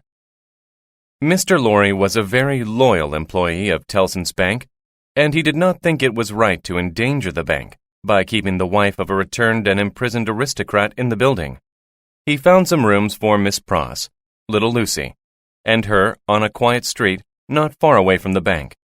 Since the doctor had not yet returned, Mr. Lorry took them there. He also left Jerry Cruncher with them to help protect them. He returned to his office and his work, but he was constantly worried about the doctor. Late in the afternoon, a man came to see him and introduced himself as Defarge, the wine shop owner. He had a message for Mr. Lorry from Dr. Manette, and another for Lucy. "Charles is safe, but I cannot leave this place yet. Please allow Defarge to give a note from Charles to Lucy." Mr. Lorry took Defarge, followed by Madame Defarge and her friend, the Avenger, who had been waiting outside. Mr. Lorry began to worry, but he took them to Lucy's rooms. They gave her the note from her husband, and she was very happy to read it. "I am safe, and your father will help me. You cannot answer this note. Please, kiss little Lucy for me." That was all, but it was a lot. Lucy was so happy that she kissed the hands of Madame Defarge. Madame Defarge did not respond, but stared at her. "I would like to see your little daughter," she said. When Miss Pross and little Lucy entered the room, she also stared at them. Then she picked up her knitting, which she always had with her, and began to knit again. "I have seen them, and I will remember them," she said to her husband. "We may go." "Please do everything you can to save my husband," begged Lucy. "See his little daughter, and help her innocent father." Madame Defarge turned to the Avenger, who had come into the room with them. "We have seen many children and many wives of innocent men in prison, and nobody helped them. Should we help the aristocratic father of one child and husband of one wife?" "I don't think it is very important to us," said the Avenger. The 2 women and Defarge went out and left Lucy and Mr. Lorry more worried than ever about what might happen. Monsieur Manette did not return until the morning of the 4th day. During that time, over 1,000 defenseless prisoners were murdered. When Monsieur Manette returned, he told Mr. Lorry what had happened. When he arrived at La Force, he found a tribunal at which the prisoners were tried and quickly killed or sent back to their cells. Monsieur Manette had introduced himself, and one of the tribunal members, Defarge, had identified him. Because he had spent so long in the Bastille as a secret prisoner, they listened to him. They were about to release Charles when the tribunal members talked to each other quietly for a moment and changed their minds. Charles would be safe, but must stay in his cell. Monsieur Manette received permission to stay with him. Monsieur Manette looked stronger and healthier than ever. He knew now that he could use his years of suffering to do some good. His daughter had helped him to recover after his imprisonment, and now he wanted to help her recover her husband. He was often able to visit Charles and bring messages from him to her, although he was always very careful about doing this, because he did not want to make any problems for Lucy and little Lucy. He never stopped trying to get Charles out of prison, or at least brought to trial, but it was impossible. The king lost his head, and so did the queen. But still Charles Darnay remained in prison. The guillotine was very busy. People would make jokes about it. It was the best cure for a headache, or it would definitely stop your hair from turning gray. One morning, it had cut the heads of 22 people in 22 minutes, and the people cheered. Every day, carts full of prisoners were brought to the guillotine, and every day, Lucy worried that her husband was on a cart and about to lose his head. She waited, and as she waited, she taught little Lucy as if she was still in England and her husband would soon be home. Many months passed. Monsieur Manette discovered that there was a window in the prison from which Charles could look out onto the street. He told his daughter where to stand so that Charles could see her. She was not able to see him, but she went there every day, and often little Lucy went with her. It was a dark and dirty corner of a small street, and there were rarely people there, except for a man who cut pieces of wood into firewood. He noticed her and sometimes spoke to her. He pretended that his axe was a guillotine and that the pieces of wood were people. "I'll cut off his head," he laughed, as he cut another piece of wood. Lucy was afraid of him, but she wouldn't stop going to the street. She wanted her husband to see her as often as possible. She tried to make friends with the woodcutter, and sometimes gave him a little money for a drink. However, he did not change his behavior. He continued to laugh as he cut the wood into pieces. Lucy was very happy when her father was able to tell her that Charles had seen her. She spent 2 hours there daily, and as she left, she kissed the wall of the prison. She did this every day for over a year. Then one day, Madame Defarge walked past her as she stood looking at the window. As she walked home, 3 carts full of prisoners going to the guillotine passed her. That evening, her father told her that Charles would be tried the next day, and that he had to go and see Mr. Lorry immediately. When he arrived there, he noticed that Mr. Lorry had a visitor in his room, but he could not see who it was.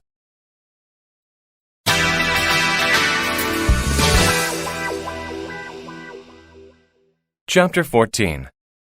A knock on the door. The tribunal of 5 judges and a jury sat every day. In the evening, they would make a list of the people to be tried the next day. The list was sent to the prison, and the names were read out. When prisoners heard their names, they would step forward and be taken to a place kept for people going to trial the next day. Charles had seen hundreds of people go there and not come back. He heard his name being called, and knew that it was his turn. Some of the other prisoners in the room said goodbye to him, and he said goodbye to them. Nobody really took much notice because goodbyes were so common in that place. He was taken to a cold, dark cell and stayed there that night. The next morning, 15 people were tried before it was Charles's turn. All of them were sentenced to death at the guillotine. The time taken for the 15 trials was 1.5 hours. They did not like to waste time in the tribunal because there were so many people to try. "Charles Evrémonde, called Charles Darnay," called the judge. The people watching in the court talked to each other, cheered, and clapped, as if they were at a theater or a sporting event. Many of them carried weapons and ate and drank as they watched. Some of the women knitted. Charles recognized Monsieur Defarge, whom he had seen at the gate when he arrived in Paris. He was sitting in the front row, and Charles saw a woman sitting next to him, knitting. He guessed that this was Madame Defarge. She often whispered something to her husband, but neither of them ever looked at him. He thought that this was very strange. The prosecutor stood and told the court that this was Charles Evrémonde, an escaped aristocrat who had to be put to death according to the new law that stopped escaped aristocrats from returning to France. It did not matter that the law had been made after his return to France. Here was the law, and here was Charles Evrémonde. It was a simple case. "Take off his head!" shouted some of the people in the court. The judge told them to be quiet and asked Charles to say why he should not die. Charles explained that he had given up his chateau and lands and lived by his own work in England because he did not want to live on the taxes of the poor people of France.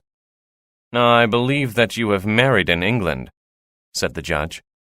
"Yes, but not to an English woman. I married a French girl who was raised in England." When he said that he had married the daughter of Monsieur Manette, the crowd in the court cheered because Monsieur Manette was very popular. The judge asked him why he had not returned to France earlier, and Charles replied that he could not return because he had no way to make a living. He could make a living in England by teaching French to English gentlemen.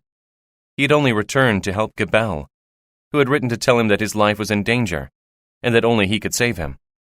Was this a crime? He asked. People in the court began to shout, "No!" and the judge had to tell them to be quiet again. He asked Gabelle to give his evidence and then called Monsieur Manette as the next witness. The doctor spoke about Charles and his life in England. Then the jury voted. Everybody agreed that the prisoner was not guilty, and the people in the court cheered. Charles was free and was allowed to leave the court. The entire audience in the court went out with him. Everyone cheered and clapped their hands. The next 5 prisoners were all sentenced to death. At last, Charles was able to make his way to Lucy's rooms. He kissed his little daughter and hugged his wife.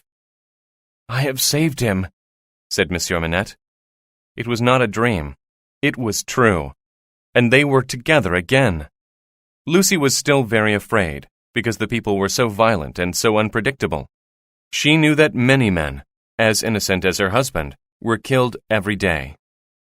Later that afternoon, Miss Pross and Jerry Cruncher went to buy some wine and food to celebrate Charles's release from prison.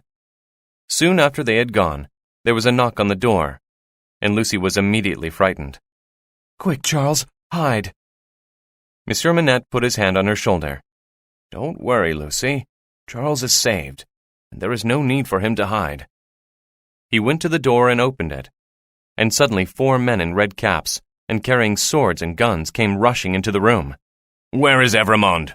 Call Darnay," said one of them. "Who is looking for him?" asked Charles. "I know you, Evrémonde, because I saw you at the tribunal today.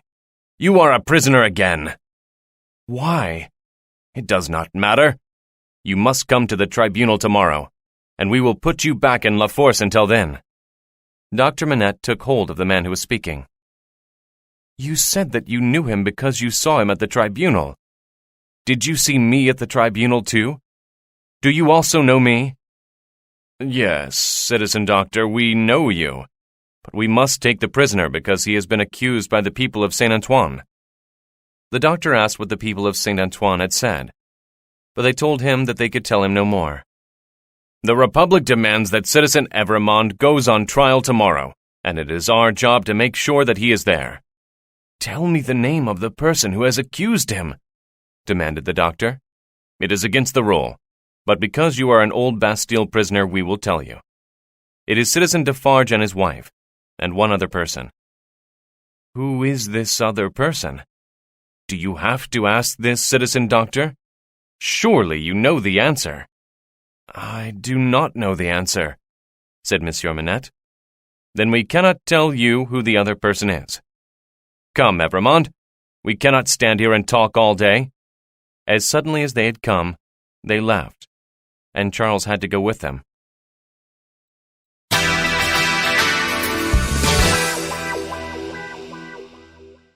Chapter 15.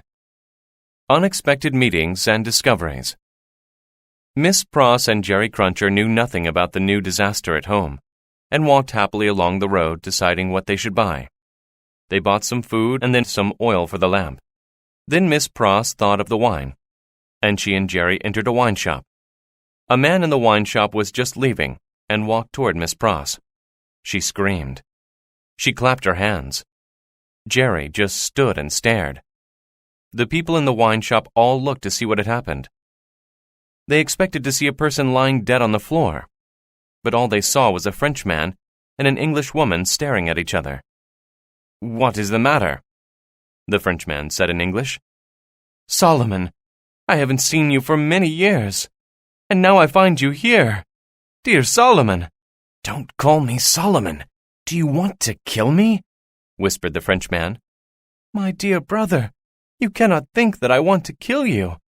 "Then be quiet, and come outside if you want to talk to me." "Who is this man?" "Mr. Cruncher." "He'd better come outside too. He looks like he has seen a ghost." Miss Pross paid for her wine, and they all went outside. "Now, what do you want?" asked Solomon. "I knew you were in Paris, but I am very busy. I am an official, and spending time with you is dangerous for me. Please, go away, and leave me alone." "I don't believe it," said his sister. "My wonderful brother, who could have been such a great man in England, is an official in this terrible place, and doesn't want to see me." "Be quiet. People will begin to suspect that something is wrong." "All right, Solomon. I don't want to be a problem for you, so I will let you go back to your friends." He was about to go when Jerry Cruncher decided to speak. "Are you Solomon John or John Solomon?" he asked. "She calls you Solomon, and she must know because she is your sister, but I know that you're John. I can't remember your other name, but I'm sure it wasn't Pross. You were a witness at the treason trial. I wish I could remember your other name." "Barcid," said another voice behind them. "That's it!" cried Jerry. The other voice belonged to Sidney Carton. "Don't be frightened, Miss Pross," he said. "I arrived yesterday and spoke to Mr. Lorry, and we decided that I would stay out of the way unless I could be useful. I think I might be useful now, if I have a word or two with your brother."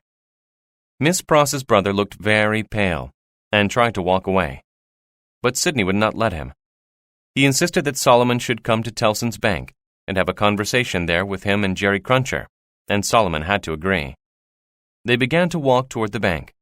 They left Miss Pross on the corner of the street where Lucy had her rooms, and then went to see Mr. Lorry. He was very surprised to see them, and Sidney quickly reminded him about the trial. "But I have worse news," he added. "Darnay has been arrested again, and he has been taken to prison." "What are you telling me?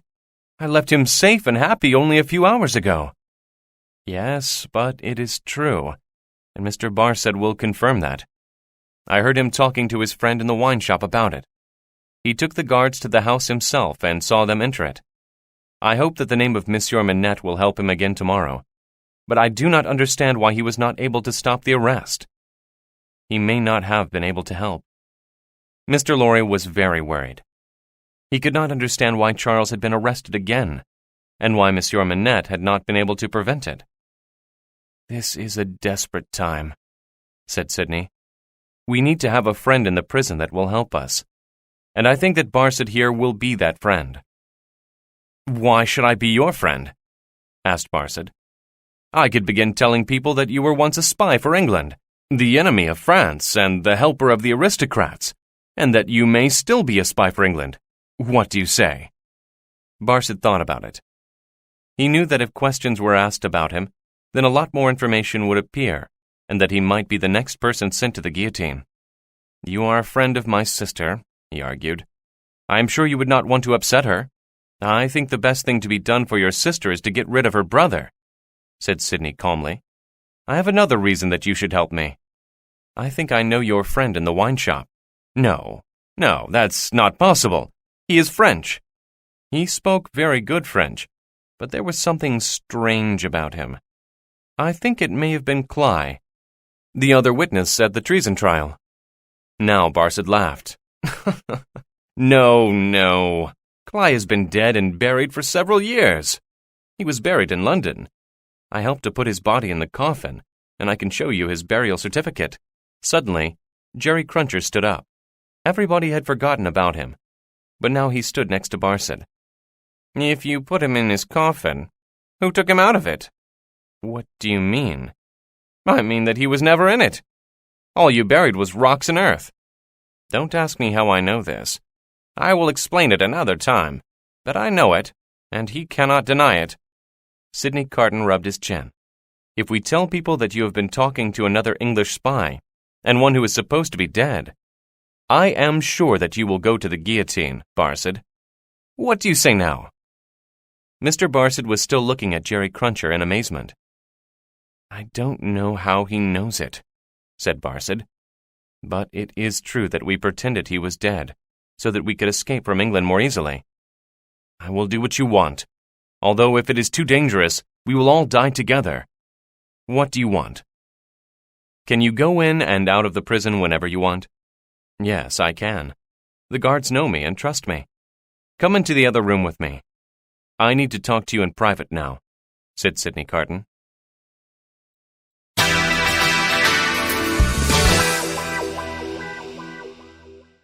Chapter 16. A Secret Story. While Sidney Carton and Barsid had their private conversation, Mr. Lorry spoke to Jerry Cruncher about his work. Jerry confessed that he stole bodies from graves and gave them to doctors for their research.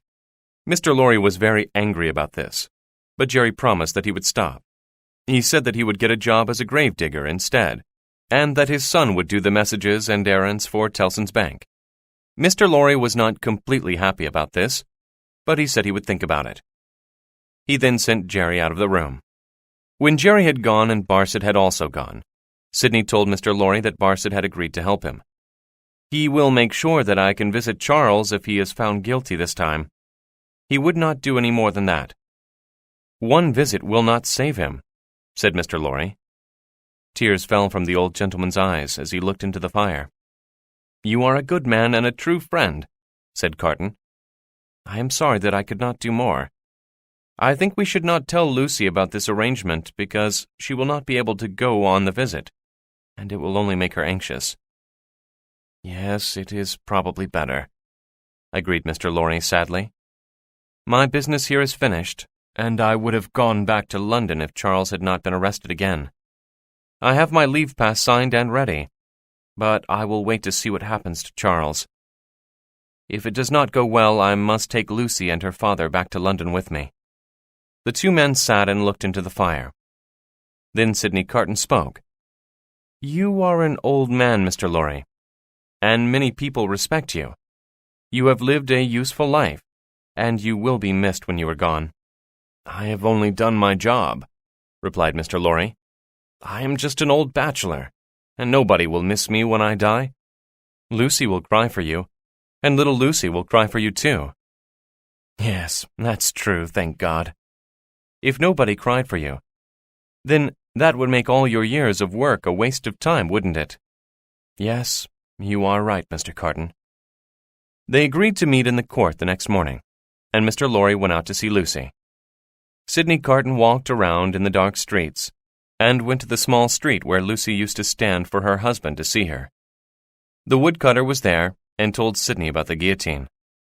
63 today. Soon we will see 100 on a single day. I go there every day to smoke my pipe and watch the heads roll off. Sidney was so angry that he wanted to kill him, but he turned around and walked away. He went to a chemist's shop and bought some chemicals. He paid for them and put them in his pocket. There is nothing more to do until tomorrow, he said to himself. He could not sleep and would not drink, so he walked in the dark, quiet streets and watched the river flowing past. At last, it grew light and morning came. Sidney drank some coffee, ate some bread, and made his way to the court. Mr. Lorry, Monsieur Manette, and Lucy were already sitting in the crowd that had come to see the trials. When Charles was brought into the court, Sidney saw Lucy look at him with so much love that he was embarrassed, and the tears came to his eyes. The prosecutor told the judge that Evrémonde was accused of being an aristocrat and being part of a family that had done terrible things to poor people. The three people who accused him were Ernest Defarge, his wife Therese Defarge, and Alexandra Manette, a doctor. Everybody began to shout and talk at once. Monsieur Manette stood up and, at last, he was able to tell the judge that he did not accuse his son-in-law of anything. "If you do not tell the court what you know, then you fail in your duty to the Republic," said the judge. "The Republic is more important than even your own children." The doctor sat down and the prosecutor called the first witness. Citizen Defarge told the court about the attack on the Bastille and how he had gone to Monsieur Manette's room in the North Tower. "There I found a hidden paper written by Dr. Manette." The judge ordered that the paper be read to the court. It was a long paper, and in it, Monsieur Manette had written the story of his imprisonment. He had seen the Evrémonde twins treat some of their farm workers like animals. They had made a man pull a cart as if he was a horse, and this had killed him. Then they had taken his wife, a beautiful young woman, and treated her badly. Her father tried to stop them, but they killed him. Her younger brother took his other sister to a safe place, and then went to fight the Evrémonde twins, but they killed him too. Before he died, he told Dr. Manette what had happened to the remainder of his family. The brothers warned Dr. Manette to tell nobody about the things that had happened, and offered him a lot of money. However, Dr. Manette would not accept the money, and wrote a letter to the government to complain about it. The next day, one of the Evrémonde twins came to visit him. He had the letter and burned it. He laughed and said, "Do you think that you can do anything to us? We are aristocrats, and the people who died belong to us, just like our horses and our dogs. You could have lived a pleasant life if you did what we told you to do. Now you have ruined it for yourself." Then a number of guards came into his house and arrested him. Monsieur Manette was taken to prison, even though he was never accused of a crime or tried in a court. His wife was expecting a baby, but he never saw her again, and never knew what happened to his baby. It was a very sad story. When the people in the court heard this story, and realized that Charles was the son of one of the twins, they shouted in anger, "Death to all the Evrémondes! He must die!" The jury voted. It said that he was guilty, and that he must lose his head on the guillotine the next afternoon.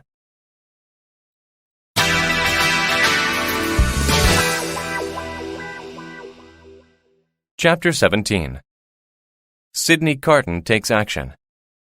When Lucy heard the verdict, she fainted. It was Sydney Carton who came to her and carried her out of the court and to a coach. Monsieur Manette and Mr. Lorry came into the coach too, and they drove to Lucy's rooms, where Sydney laid her gently on a bed, and Miss Pross and little Lucy cried over her. Sydney asked Monsieur Manette to do what he could to save Charles, and of course, that was exactly what Monsieur Manette intended to do. "I will visit the prosecutor and the judge, and some other people that I had better not name, and do what I can, but I do not expect to be successful."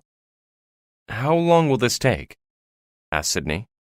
"It will take several hours," replied the doctor. "I will come to visit Mr. Lorry at 9 o'clock this evening. If you have any success, will you tell him before then?" Monsieur Manette promised that he would tell Mr. Lorry the results of his visits. Sydney Carton bent over Lucy, who was still asleep, and kissed her cheek, said goodbye to everybody, and went out into the street. He walked to San Antoine, and went into Defarge's wine shop. The only customer in the shop was one of the three men called Jacques, talking to Monsieur Defarge and his wife. Sydney ordered a drink, and Madame Defarge looked very carefully at him.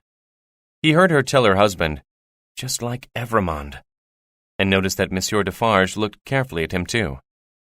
The three of them continued their conversation, and Sydney could hear them discuss whether they should arrest little Lucy, because she was the daughter of an escaped aristocrat. Madame Defarge said, "I am the sister of the girl that the Evrémonde twins killed. They killed my whole family, and I will not be happy until their whole family is dead." She also wanted Monsieur Manette and his daughter to die because they tried to help Charles. Her husband wanted to save the girl, but she said, "You will stop the fire or the wind before you stop me." It was almost 9 o'clock, and Sydney returned to Tellson's Bank to see Mr. Lorry. Monsieur Manette, however, had not returned from his visits, and Mr. Lorry was worried about him because he had been gone for 5 hours. Where could he be? At that moment, he walked into the room. He did not need to speak, because his face told them that he had not succeeded. "Where are my bench and my work tools?" he asked. "I must finish those shoes." It was impossible to talk to him, except to promise him that they would bring his bench and tools soon. "The last hope is gone," said Mr. Lorry. shaking his head sadly.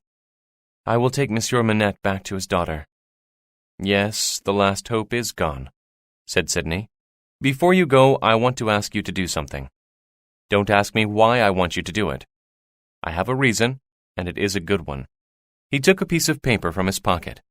It was his leave pass, with his name, Sidney Carton, on it. He gave it to Mr. Lorry and asked him to keep it for him until the next day, because he was afraid to take it into the prison with him when he went to visit Charles. Then he looked in Monsieur Manette's pockets and found his leave pass with his name and the names of Lucy and little Lucy on it. "Look after these two," he said. "They are in great danger. Madame Defarge is going to have them all arrested and tried for helping Charles. This will probably happen the day after tomorrow.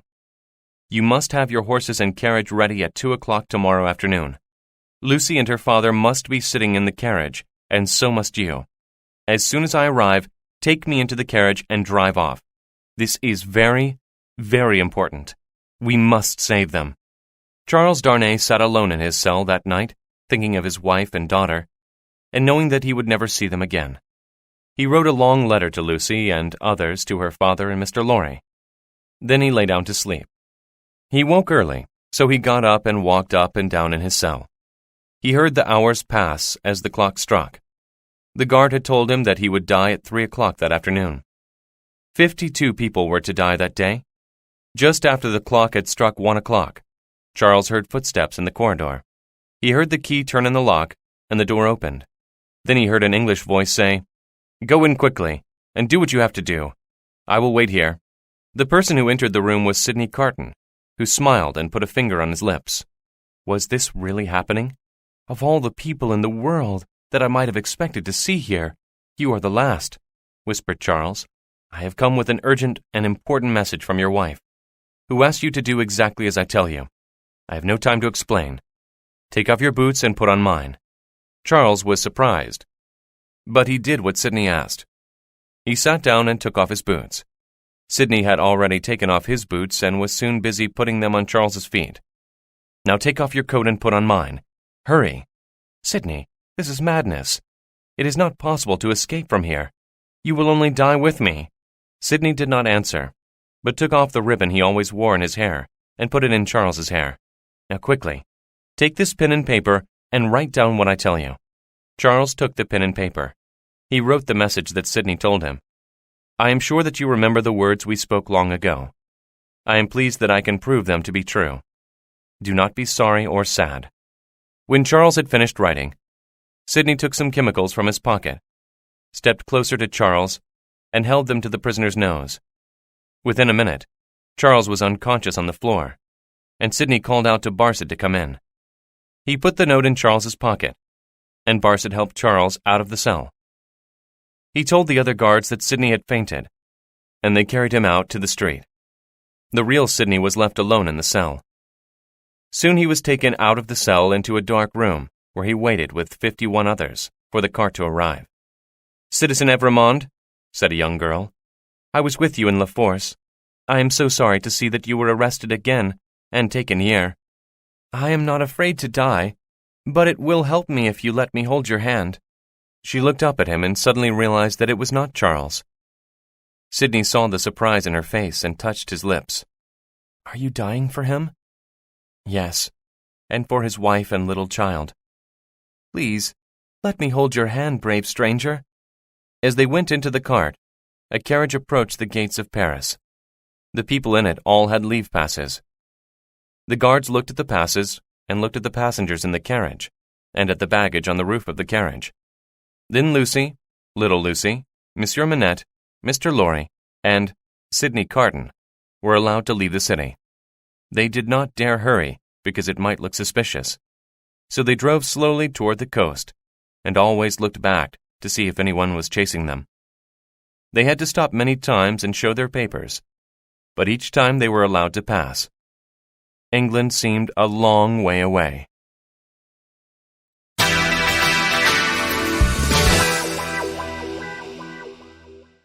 Chapter 18. Madame Defarge versus Miss Pross. Madame Defarge had a conversation with one of the men called Jacques, the woodcutter and the avenger. and they decided it was important to kill little Lucy. "The whole family must be killed. They are all aristocrats," said Madame Defarge. "The mother must die too, because she was making signals to her husband when he was in La Force." "Yes, I saw it," agreed the woodcutter. "My husband wants to save the doctor, but my husband is a weak man. He works very hard for the Republic, and he is a good citizen, but he is too fond of the old doctor. I do not care whether Dr. Manette lives or dies. But tell me what you think. Do you think we should save him? He was also making signs at the window when I saw them there together." They agreed that the doctor should not be saved. He spent many years in the Bastille as a secret prisoner, but he tried very hard to help Evrémonde live. And you know that the law says you may not mourn for any of the aristocrats that die. He did not serve the Republic well when he did that," said Jacques. "Do you think the jury will find him guilty?" "Do not worry about the jury," said Jacques. "I am a member of the jury, and I will make sure that they will find him guilty." So it was agreed that the doctor should also lose his head. This afternoon, we will watch at the guillotine to see Evrémonde lose his head. And tonight, we will meet at the wine shop, where I will give you the information you need to accuse all three of them. You go to the guillotine now, Madame Defarge told the others. I am going to visit Evrémonde's wife first. She will be sad because her husband is being killed, and I am sure she will say something that we can use in the trial against her. Take my knitting, and keep my usual seat for me. I will come to you soon." The others set off toward the guillotine, and Madame Defarge, carrying a gun and a knife under her clothes, walked towards Lucy's rooms. She was a wild and somehow beautiful woman, but she was a woman without pity. She had one idea, and that was to take revenge for the deaths in her family, and for the murders that the Evrémondes had committed. It was her family that had died, and she had promised herself that the entire Evrémonde family would die too. It was the only thing that mattered in her life, and she was determined to make it happen. The events in France and Paris gave her the perfect opportunity, and she was doing everything she could to achieve her ambition. It did not matter to her that Charles was innocent, or that his wife and child would miss him. In her mind, they were all part of that terrible family and had no right to live. She did not question whether she was right or wrong. She walked towards Lucy's rooms, thinking of nothing but the death of the family at the guillotine. Miss Pross and Jerry Cruncher had not left the city yet. They did not need leave passes because they were English. Mr. Lorry had decided that it would be better if they left a little later in a very light coach with very little baggage. They would be able to travel quickly, overtake the carriage, and arrange fresh horses along the way. They knew that the man carrying Sidney Carton's leave pass was really Charles Darnay, and that he was in the carriage when they watched it leave. Now they were preparing for their own departure. "I think it would be better if we did not have another coach and horse departing from this house today," said Miss Pross, and Jerry Cruncher agreed. "It would be better if you got the coach and horse and met me at the cathedral door, so that we can depart from there," continued Miss Pross. Jerry Cruncher agreed again. He went to get the horse and coach, and Miss Pross washed her face in preparation for the journey. As she looked up from her washing, she saw a person standing in the room. It was Madame Defarge, and she asked for the wife of Evrémonde. Miss Pross quickly shut the door to Lucy's room and stood in front of it. Miss Pross understood no French, and Madame Defarge understood no English, but each of them had a lot to say. Madame Defarge kept asking to see Lucy, and Miss Pross kept saying that she would not allow her to do or see anything. They began to call each other bad names. Miss Pross took a step toward Madame Defarge and said, "The longer I keep you here, the more time Lucy will have to escape." Madame Defarge began to call for Monsieur Manette, and then for Lucy. Because there was no answer to these calls, Madame Defarge began to suspect that they had gone. She demanded that Miss Pross allow her to look into Lucy's room. Madame Defarge came toward the door, and Miss Pross took hold of her waist and held her tight. Miss Pross lifted her from the floor, and Madame Defarge tried to hit her face. Then Madame Defarge seized her gun. Miss Pross saw it, and hit it just as Madame Defarge fired it. There was a very loud noise. The smoke cleared, and Miss Pross slowly opened her eyes. she saw Madame Defarge lying dead on the floor. Miss Pross stopped herself from calling for help. People would ask too many questions, and she would probably be arrested. She went back into the room and put on her bonnet and other traveling clothes. Still shaking, she went out. She shut and locked the door and took the key with her. Everything in the streets seemed very quiet. As she crossed the bridge over the river, she dropped the key into the water and went to the cathedral. She was worried that someone had discovered the body of Madame Defarge, so she made sure that nobody was following her. She soon found Jerry waiting for her at the cathedral. She climbed into his coach, and they drove away. "Why is everything so quiet?" she asked Jerry. "It's not quiet," said Jerry, but she did not hear him. He repeated himself loudly, but she still did not hear him. "Listen, you can hear the noise of those dreadful carts going to the guillotine. There are 6 of them, full of people who will lose their heads before we are out of Paris." Miss Pross did not answer, because she did not hear him. The very loud noise of Madame Defarge's gun being fired near her ear had made her deaf.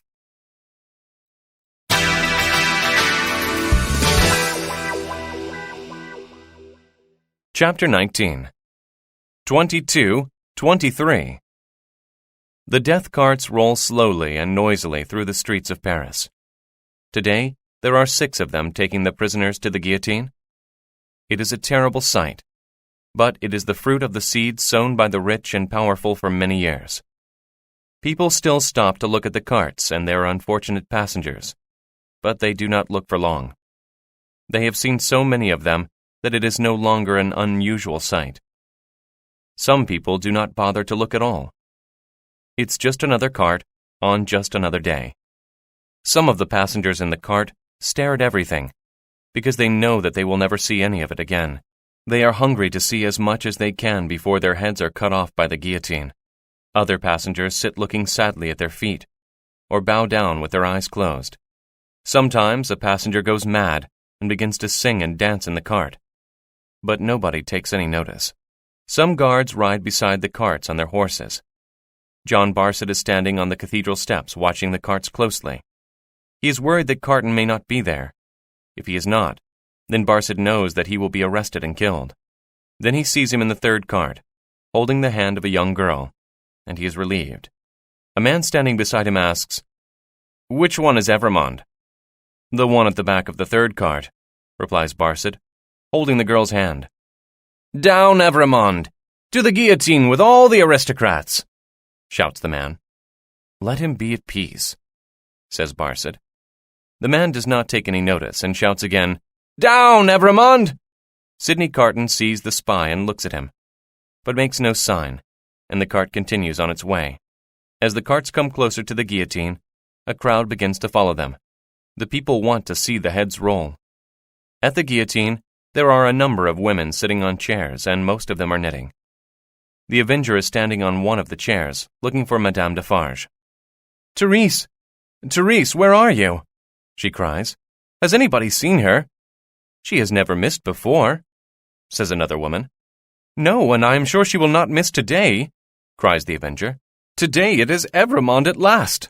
The avenger shouts louder and louder, but Madame Defarge never responds. The avenger sends other women to look for her, but they cannot find her. "I have her knitting in my hand. Evrémonde is about to lose his head, and she is not here to see it. It is enough to make me cry." The 1st cart empties its passengers in front of the guillotine. Soon heads are rolling, and the women are cheering. The 2nd cart rolls up and empties its passengers and moves on. The 3rd cart rolls up. Evrémonde steps out of it, still holding the hand of the young girl. The girl looks up to him and tells him that he has helped her to be strong and brave. "I think you were sent to me by heaven," she says. "Or you to me," says Sidney Carton. "Just look at me and take no notice of anything else. I have a younger sister," says the girl, "and I hope that she grows to be old. Do you think I will have to wait a long time to see her in heaven?" "No," said Sidney Carton, "because there is no time there, and nobody is sad there." "Thank you," says the girl.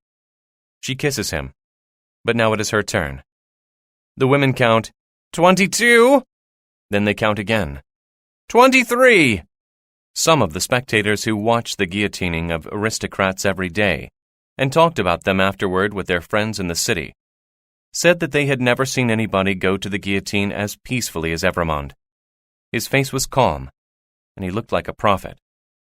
Of course, it is not possible for us to know what was in Sidney Carton's mind as he went to the guillotine, but we can imagine that it was something like this. I can see Barset, Cly, Defarge, the Avenger, Jacques, the juryman, the judge, and a long line of many others. They are the new oppressors, who have come to power by destroying the old oppressors. But they, too, will meet their end on the guillotine. But one day, the guillotine will not be needed any longer. Then a beautiful city and a beautiful people will come from the pit of present suffering. This is the birth of something new and beautiful. I can see the lives of the people for whom I died. They are useful, prosperous, peaceful, and happy in that England that I shall never see again. I can see Lucy, with a baby boy who has my name. I see her father, an old white-haired doctor, doing his work and being loved and respected for it. I know that one day they will also die, and that she will lie next to her husband in the grave. And I know that I will be as much in their hearts as they are in each other's hearts. I can see the child with my name, growing up and becoming a better man than I was. One day, he will also have a son, who will also have my name. This boy will never know me, and the events of today will never bother him. I see all this, and I know that what I am doing is a much, much better thing than I have ever done. And I am going to a much, much better rest than I have ever had.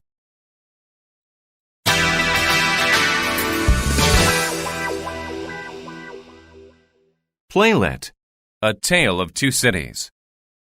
The scene takes place in a crowded courtroom. The judge is seated with a jury of 12 men on one side of the courtroom, and the prisoner Picard on the other side. The prosecutor is standing in front of the bench. There is also a seat in front for witnesses. A loud and noisy crowd are also in the courtroom. Dr. Manette, Lucy, Gabelle are sitting in the front row with Monsieur and Madame Defarge. Madame Defarge is knitting. Jean Picard, we have heard the evidence. You are accused of being an aristocrat. Aristocrats have oppressed the poor people of France for many years. The jury will vote, and I hope they find you guilty. Jury, how do you vote? Guilty! Hooray! Another one for the guillotine! Down the aristocrats! Guilty! The crowd cheers again. Each of the members of the jury says guilty, and each time the crowd cheers and claps their hands. Jean Picard, you have heard the verdict. You are guilty, and the guillotine will cut off your head tomorrow afternoon. Next! The crowd cheers and claps. Charles Evrémonde, call Darnay. Charles enters the court and looks around calmly. Down with the aristocrats! Chop off his head! He's guilty! Boo! Quiet, please, citizens. We must hear the evidence before we find the prisoner guilty. Prosecutor? Citizen judge and citizens of the jury, I am pleased to say that this morning we have already sent 15 aristocrats to the guillotine. This will be number 16. Here is Charles Evrémonde, who left this land and ran away to England. He is an aristocrat, and he has returned to France. Our new law says that any aristocrats that return must die. It is a very easy case, and I am sure the jury will find him guilty. Do you want to say anything, Evrémonde? I did not know about this law, and it was made after I had arrived in France. That does not matter. We have a law, and the law must be kept. Is there anything else you want to say before we find you guilty, Evrémonde? Yes, I gave up my chateau and my land because I did not want to live from the taxes of the poor people of France. I went to England to work for my living, like all citizens. Madame Defarge whispers something in Monsieur Defarge's ear and begins to knit again. I believe you even married in England. Yes, I did, but I did not marry an English woman. I married Miss Manette, the daughter of Dr. Manette, whom you all know well. The crowd cheers, claps, and shouts. Hooray for Manette! The wonderful doctor, good Manette! Good Manette! Manette is the hero of the revolution! Manette! Hooray! You are French. You have a French wife. Why did you not return to France sooner? I could not return earlier because there was no way for me to make a living by my own work. In England, I teach French to young English gentlemen. Then why did you return at all? Were you going to reclaim your chateau and your land? No, I only returned because Monsieur Gabelle wrote to me and told me that his life was in danger. He said that I was the only person who could save him. I came to help. Was this a crime? Some people in the crowd call out, "No, no!" Call Monsieur Gabelle. Gabelle goes to the bench. Is this true? Yes. Citizen Evremont has never taxed these people. The people only remembered his uncle and wanted to harm me. I wrote to him and asked for his help. He is a good man. Citizen Judge, I wish to speak. You may speak, Citizen Manette, and we will listen, for you have suffered at the hands of the aristocrats. Thank you, Citizen Judge. I wish only to say that the accused is married to my daughter. What he says is true. He works in England and receives no taxes from the people in France. He is a good and honest worker. He is a citizen, as good as any other citizen. Thank you, Citizen Manette. I think we have heard enough evidence. We will ask the jury for a verdict. Not guilty! Hooray! Save Manette! Hooray for the hero of the revolution! Not guilty. The crowd cheers again. Each of the jury people says, "Not guilty." Each time the crowd cheers and claps. Evremond, you have heard the verdict of the jury. You are free to go. Come on, Charles. We must go home quickly. Lucy takes Charles by the hand and leads him away. Dr. Manette follows them. They go into a room where little Lucy, Miss Pross, Mr. Lorry, and Jerry Cruncher are waiting for them. Charles, thank goodness you're free. Daddy! Daddy! It's wonderful to see you all. It's good to be free. We must go home to England as soon as we can. Mr. Lorry, can we leave tonight? Don't worry, my daughter. I have saved him. He is free, and they will not harm him now. I agree. I think Miss Pross might go and buy some wine for our supper tonight. We will have a celebration. It is so good to see Mr. Darnay back with us. Will Mr. Cruncher come with me to buy the wine? I would be happy to help if Mr. Lorry agrees. Of course. Off you go and make sure you get the best wine that you can buy. I'll come with you as far as my office. Miss Pross and Jerry Cruncher leave. Mr. Lorry goes with them.